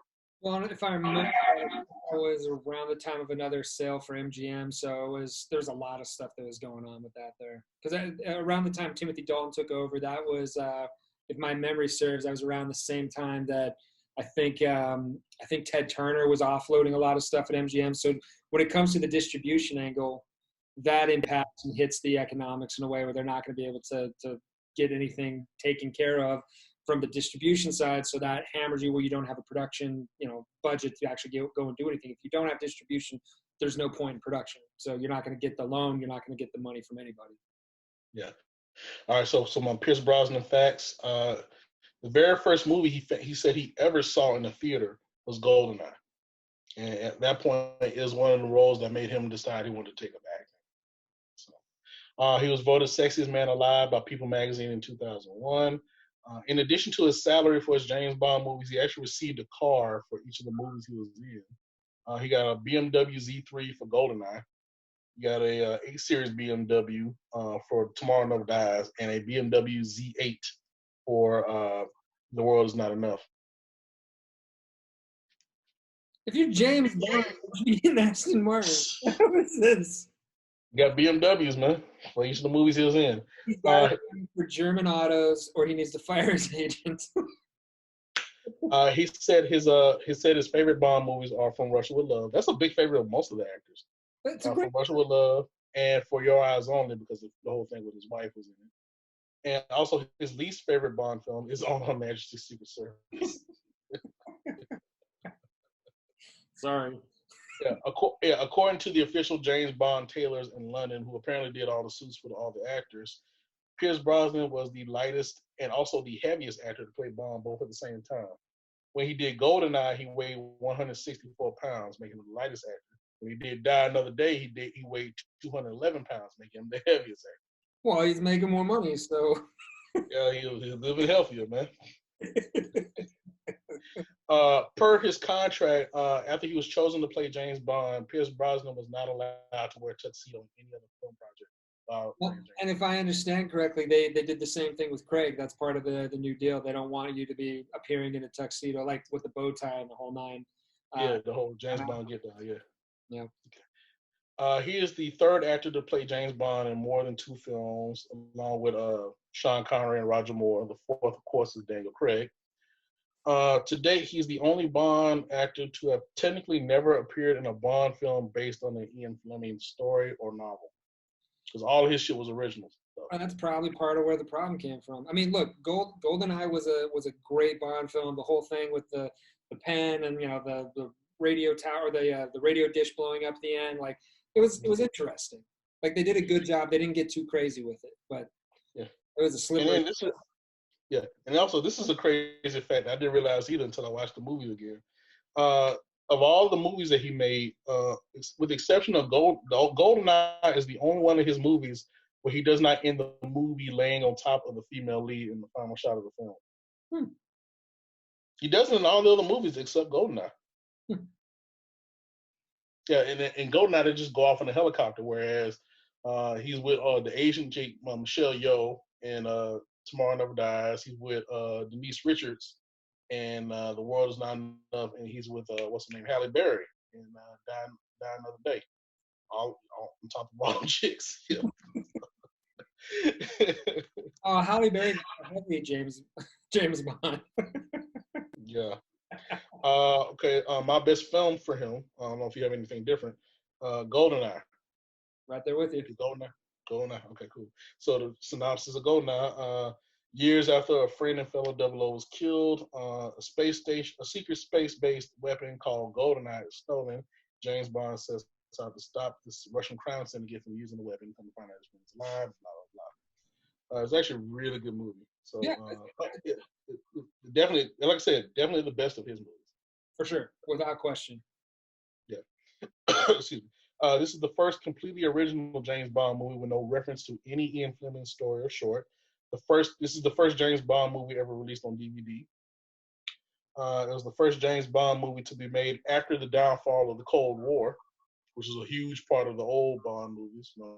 I mean, Russia's always somehow or another potentially in the background as a bad guy in the other ones.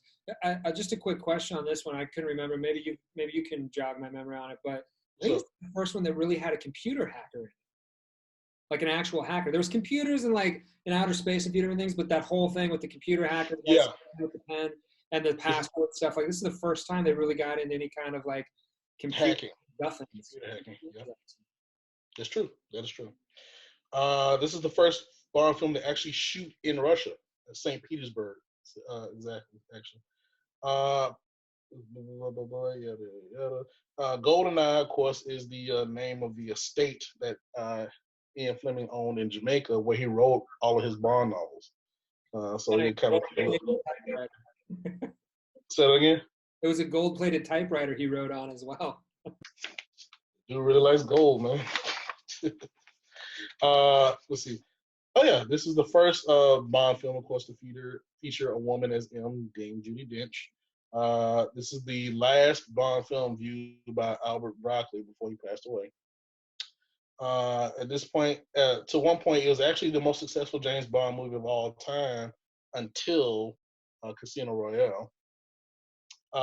This is the only Bond movie where James, M, Miss Moneypenny were all recast with different actors and actresses. The only holdover was Desmond Llewellyn as Q. Yeah. And also, Pierce Brosnan is the very last James Bond actor that was actually cast by Albert Cubby Broccoli. So, kudos to Pierce Brosnan. Mm-hmm. Now, the last one we're going to talk about tonight, and this is pretty much going to be the end of it, Daniel Craig, the current James Bond, who's been Bond since 2005, and as of this year is now the longest serving James Bond of all time.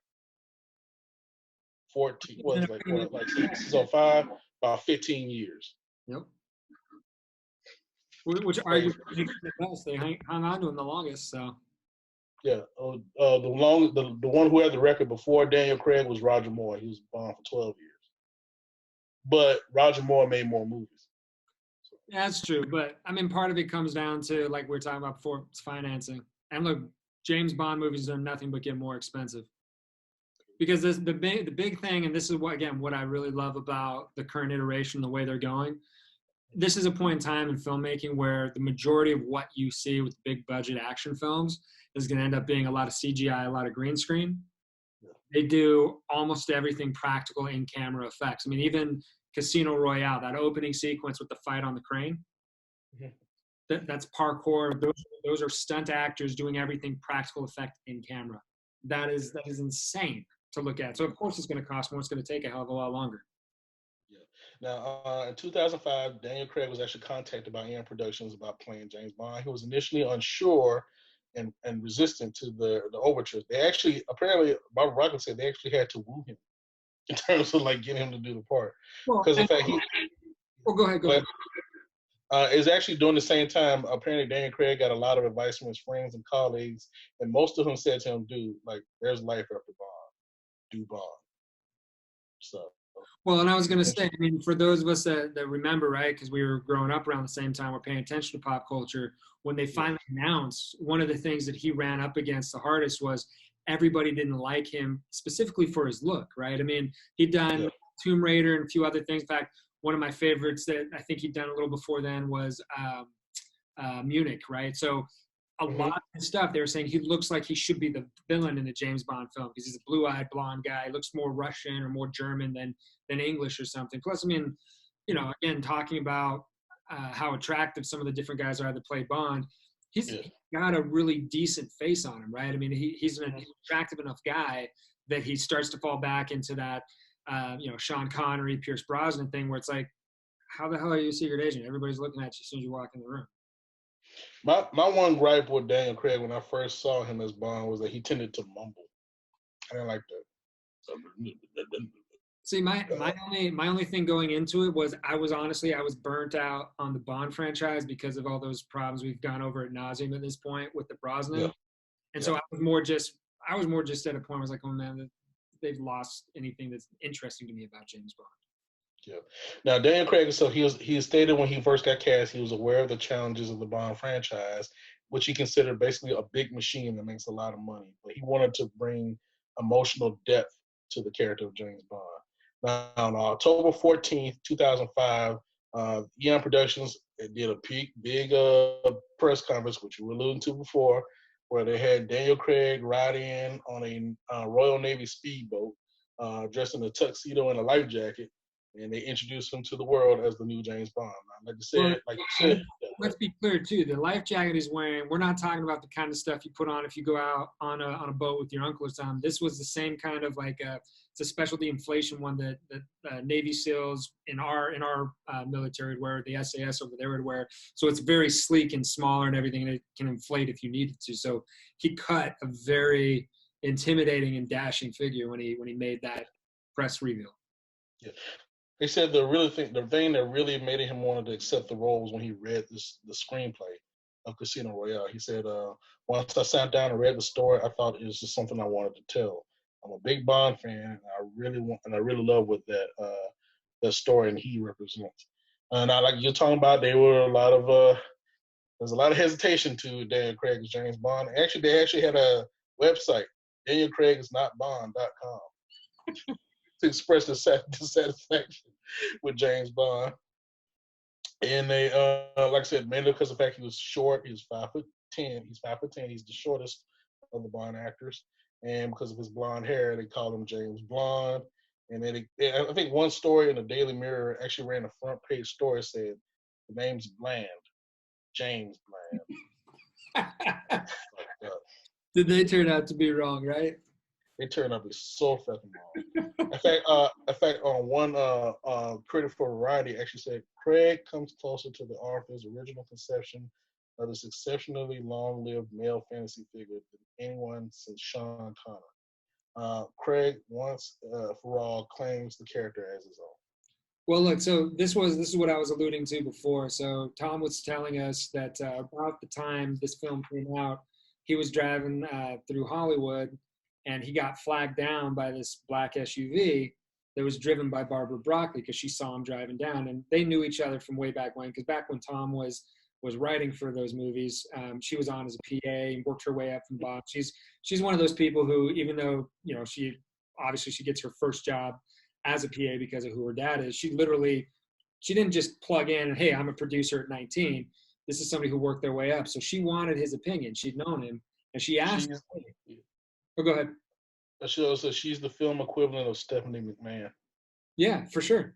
And so she asked him, so, well, what do you think? Because again, her father died. This is the first time she's cast a James Bond. This is her first, really big new kind of conceptualizing of the James Bond character. And he said, you know what? This is the closest that I've ever seen anyone get to. This is what your dad and I were always trying to do. That was his take on it. So from a guy who was there at the beginning and was there for a long time to say something like that, I mean, that's got to sell it on something. Whether you like him or not, you got to know that's what they were trying to do. I got a couple other criticisms here. Steven Spielberg, who we both know is a huge Bond fan. In fact, he created the Indiana Jones franchise because, in fact, he wanted to do his own version of James Bond. And he ended up casting Connery in Last Crusade because he needed James Bond. As Bond's father. Yep, it's funny. He actually called Craig the perfect 21st century Bond. And another critic said Dan Craig is not a good Bond. He's a great Bond. Specifically, he is 007 as conceived by Ian Fleming, a professional killing machine, a charming, cold-hearted patriot with a taste for luxury. Craig is the first actor to truly nail 007's defining characteristic. He's an absolute swine. Yep. Swine. I love that shit. Okay, so some Daniel Craig facts. His first 4 Bond movies that he has done have earned a combined $3.5 billion globally, making him the highest grossing of all the Bond actors. He is the first blonde actor to play James Bond, and also he's the first actor born after the start of the franchise. He's also the first one born after the death of Ian Fleming. So, and all this is before 1964. So, yep. Yeah. He of the 4 of the past actors, Sean Connery, Roger Moore, Timothy Dalton, and Pierce Brosnan have all indicated that Daniel Craig is a great choice. 100%. After filming Casino Royale and after filming Casino Royale and Quantum of Solace, he actually had his body insured for $9.5 million. I think with Lloyd's of London. I was gonna say that might be a little bit low considering what he gets paid for each one of those movies. But Oh my God, yeah, exactly. Craig has stated that his own personal favorite Bond actor is Sean Connery. This is Dan Craig. I'd never copy somebody else. I would never do an impression of anybody else or try to improve on what they did. It'd be a pointless gesture for me. That's how good he thinks Sean Connery is. yeah, And again, his favorite Bond film, From Russia with Love. That is consistent with all these guys. Everyone's favorite film is From Russia with Love. Great film. No It question. is a great film. Like I say, if you haven't get a chance to watch From Russia with Love, watch it. It's Bond right before it gets weird with the gadgets and shit. So you know what I'm saying? Like right at its core.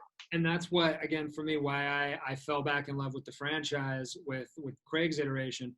We went back to Bond before gadgets because there's not really any gadgets in anything until you start getting later.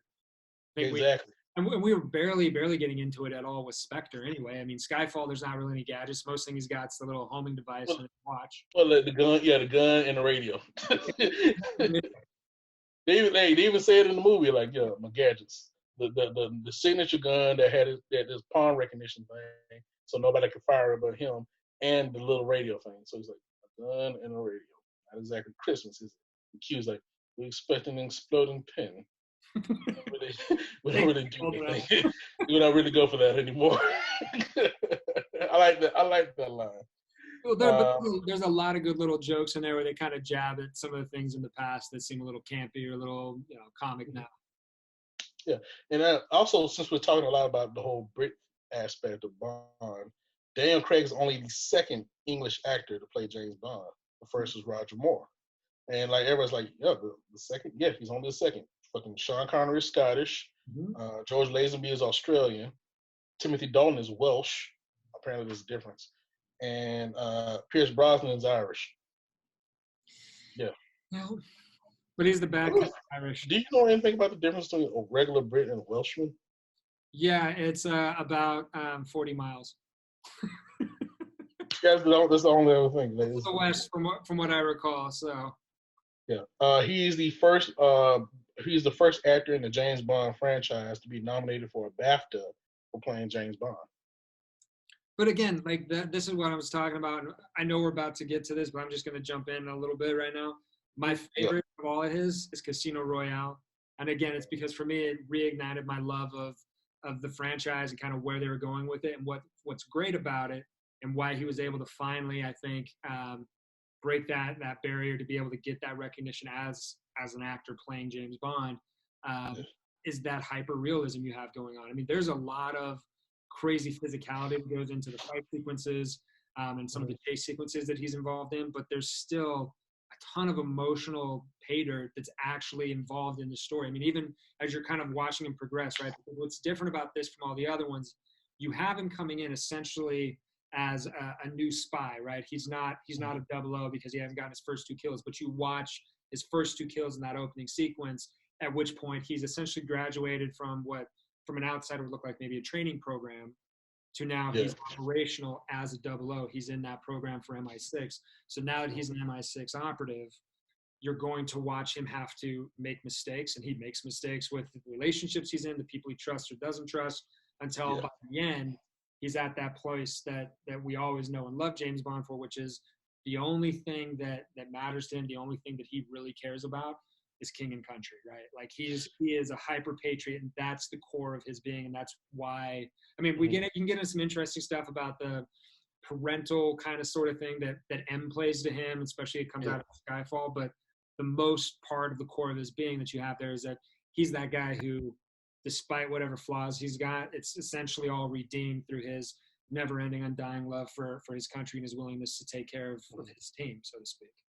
That's why they say the James Bond for the very end, to feel like he earned it. Yeah. Yeah, so I'll give you that. Some facts about, and actually since we're talking about it, and I'm going to reiterate again, when he confirmed in 2019, Daniel Craig officially became the longest-serving James Bond actor of all time. Again, his best movie, Casino Royale. We'll go for that. Brief synopsis: after earning his 00 status and license to kill, James Bond is sent off on his first mission as 007 He has to defeat a private banker funding terrorists in a high-stakes game of poker in Casino Royale, Montenegro. Which, Now, Daniel Craig. Go ahead. one thing I'll give to a buddy of mine who, it was a good critique, right? So because we're in 21st century America and world now, you have playing Texas Hold'em, right? When he's playing poker. Whereas if you go to an Ian Fleming novel, he'd more likely be playing like Baccarat or something like that. Some kind of a crazy European card. Chemin de Fer. Yeah, exactly. So it's just like, that's the only critique that I've heard that I was like, I felt like landed. So I feel like it's worth reiterating right now. It's like, yeah, maybe it probably should have been if it was going to stay totally true to it. But then again, you're going to try to explain the rules of that fucking game in a... Yeah, cot. All I know is the cot. and then the thing that has the cards is called the shoe. That's all I know. That's what, but everybody knows poker for the most part. I mean, World Series poker's like cot. You card me. Somebody hits the card and shit. Yeah. 25. You know, some shit like, you never. I don't know the rules of baccarat. Yeah. Okay, all right. So Dan Craig was actually, like we mentioned before, was Barbara Broccoli's first choice for Bond, and apparently she really had him in mind after seeing him in Layer Cake, which I was surprised you didn't mention. But yeah, Layer Cake was a pretty good movie. Yeah. This is the first film in the Bond franchise that shows Bond as a rookie in MI6. Pretty much in all the other movies, he had basically been a spy for a long time. Dan Craig actually gained 20 pounds of muscle for this movie, adhering to eating mostly proteins, minimizing his carbohydrates, training 5 days a week, and only doing cardio exercises on weekends. To prepare for the role, Daniel Craig actually read all of the original Ian Fleming Bond novels and talked to some of the advisors on the movie Munich that he knew who were actual Mossad and British Secret Service agents. Mm-hmm. So we talked about Munich. His very first day as James Bond was actually the scene where he storms the African embassy. That was his very first day as Bond. It's a great first day. It's very hell of a first day. Great scene too. Yeah. This is the first James Bond movie to be based on a full-length Ian Fleming novel since Moonraker. Yeah, because a lot of the other ones were based on the short stories, like For Your Eyes Only is a short story, Octopus is a short story, The Living Daylights is a short story, etc., etc.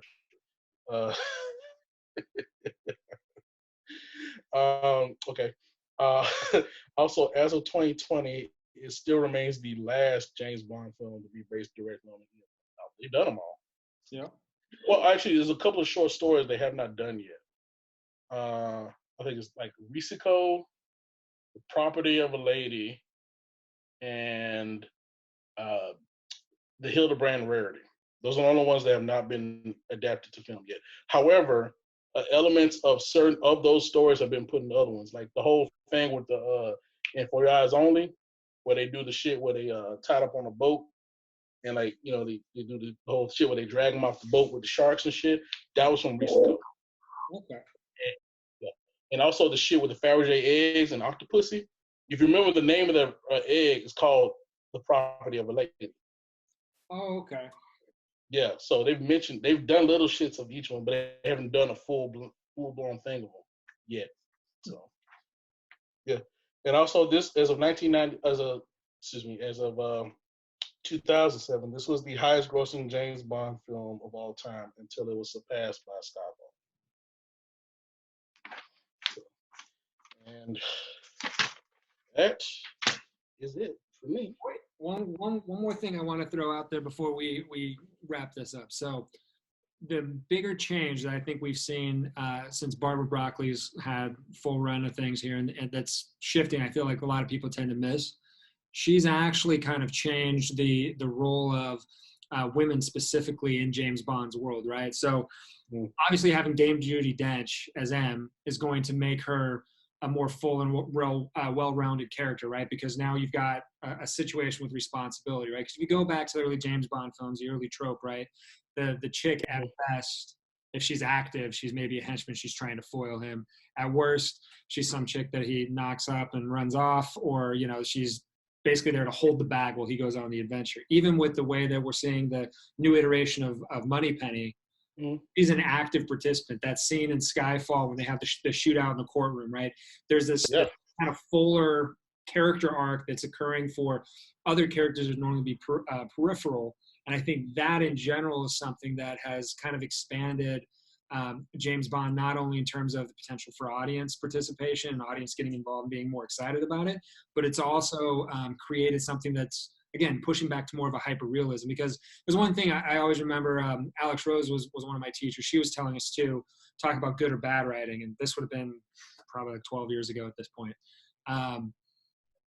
The really bad writing, and you get a shit ton of it, it always ends up coming from a male-centric point of view where the guy goes on the adventure and at best the chick's along to carry the bag, right? She's never an active participant. What she does doesn't really matter except for if she maybe screws something up for the guy that's in the lead. And I think it's really kind of fun and important. It makes it for a better story overall, that now you've seen a shift in arguably the most male-centric property in the world, James Bond, where you now have some of these female characters that are coming along and they're active participants. They're actively producing stuff that matters in a positive way. You also can have them being a foil in a negative way. But that whole thing, even all the way back to the beginning, right, where you have Eve as Vesper, that whole timeline of everything that she was doing behind the scenes, where she's good, but then is she bad, that multi-layered thing, that has kind of, I think, breathed a new life into the franchise. One last thing I'll toss out here that's worth a conversation is the discussion about who the next Bond is going to be. Oh, yeah. That's there's been a few names that have been thrown out. Three of the more prevalent ones that I've heard. Tom Hardy, Henry Cavill, and Tom Hiddleston. Those are the three I've heard the most. But you're missing one, and this is the one that I thought was the most ridiculous. Idris Elba. Oh, Idris Elba, yeah. Well, I was gonna go that route, but at the same time, it's like no. But here's what I mean when I say ridiculous. It's people freaking out about it because I'll admit, like there was a girl who was in my program, my producing program. It was the first time I'd ever heard anybody say this, and it took me back for a second. I had to think about it because when she was introducing herself, she tells everyone that she's English, but her parents are from Nigeria. And so for me, when I hear someone say they're English, I automatically assume, pasty white, right, or pasty white woman, because that's just yeah. I get you. But the reality is, out of all the different actors I think they've kicked around, and the longer they wait, the harder it gets because he's getting older. Idris Elba, I think, has the best physicality and the best camera presence. And honestly, aside from people sticking to the idea that the only way to be English is being a pasty white man, he's a hell of a great English actor. He's from England. He's got his production company set up over there. He can play anything across the board. He's got a ton of chops when it comes to being able to carry the franchise. And other than it being one of those things where it's like people want to see essentially the same shit they've been watching for 40 plus years at this point, or 50 years, there's no reason not to go with him. You know what I mean? I'm with you on a lot of that, but at the same time, I'm kind of a purist when it comes to like certain roles.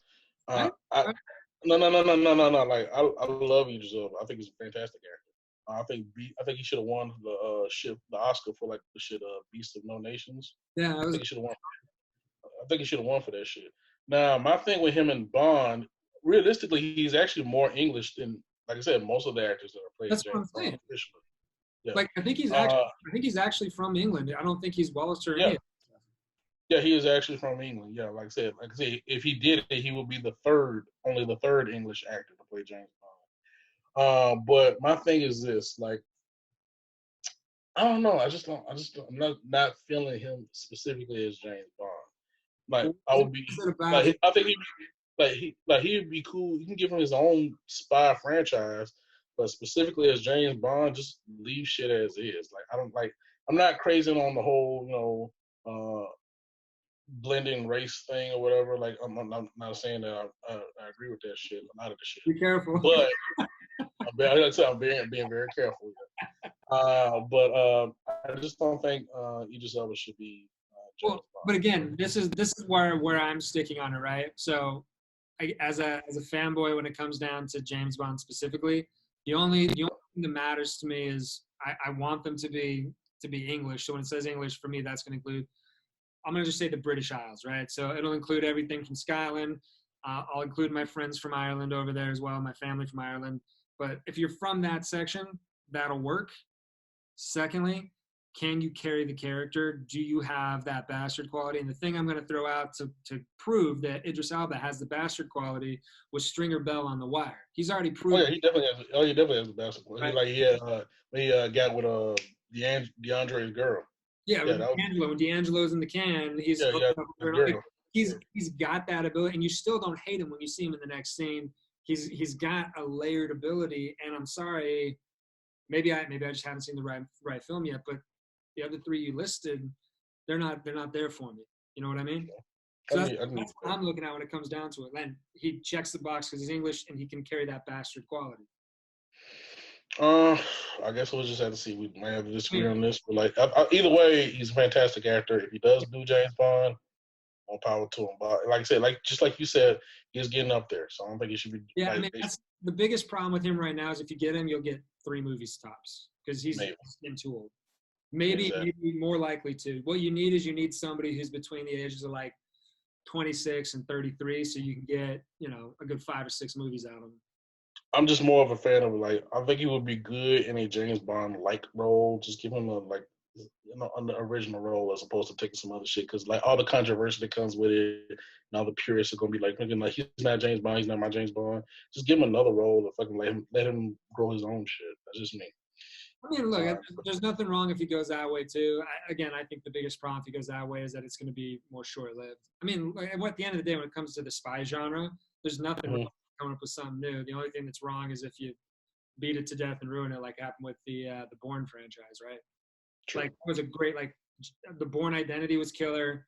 Supremacy was starting to get a little ultimatum. It's like, okay, I know how this ends, and then Bourne Legacy was trash. Legacy was just garbage. And by that point, it's like, oh, we can secretly control your mind and make you do mass shootings and shit. And I'm like, okay, we kind of lost it, guys. Like, this is your or you take pills and become like a superhero or some shit like that. Yeah, you're super smart and a super assassin. Yeah, so there's that.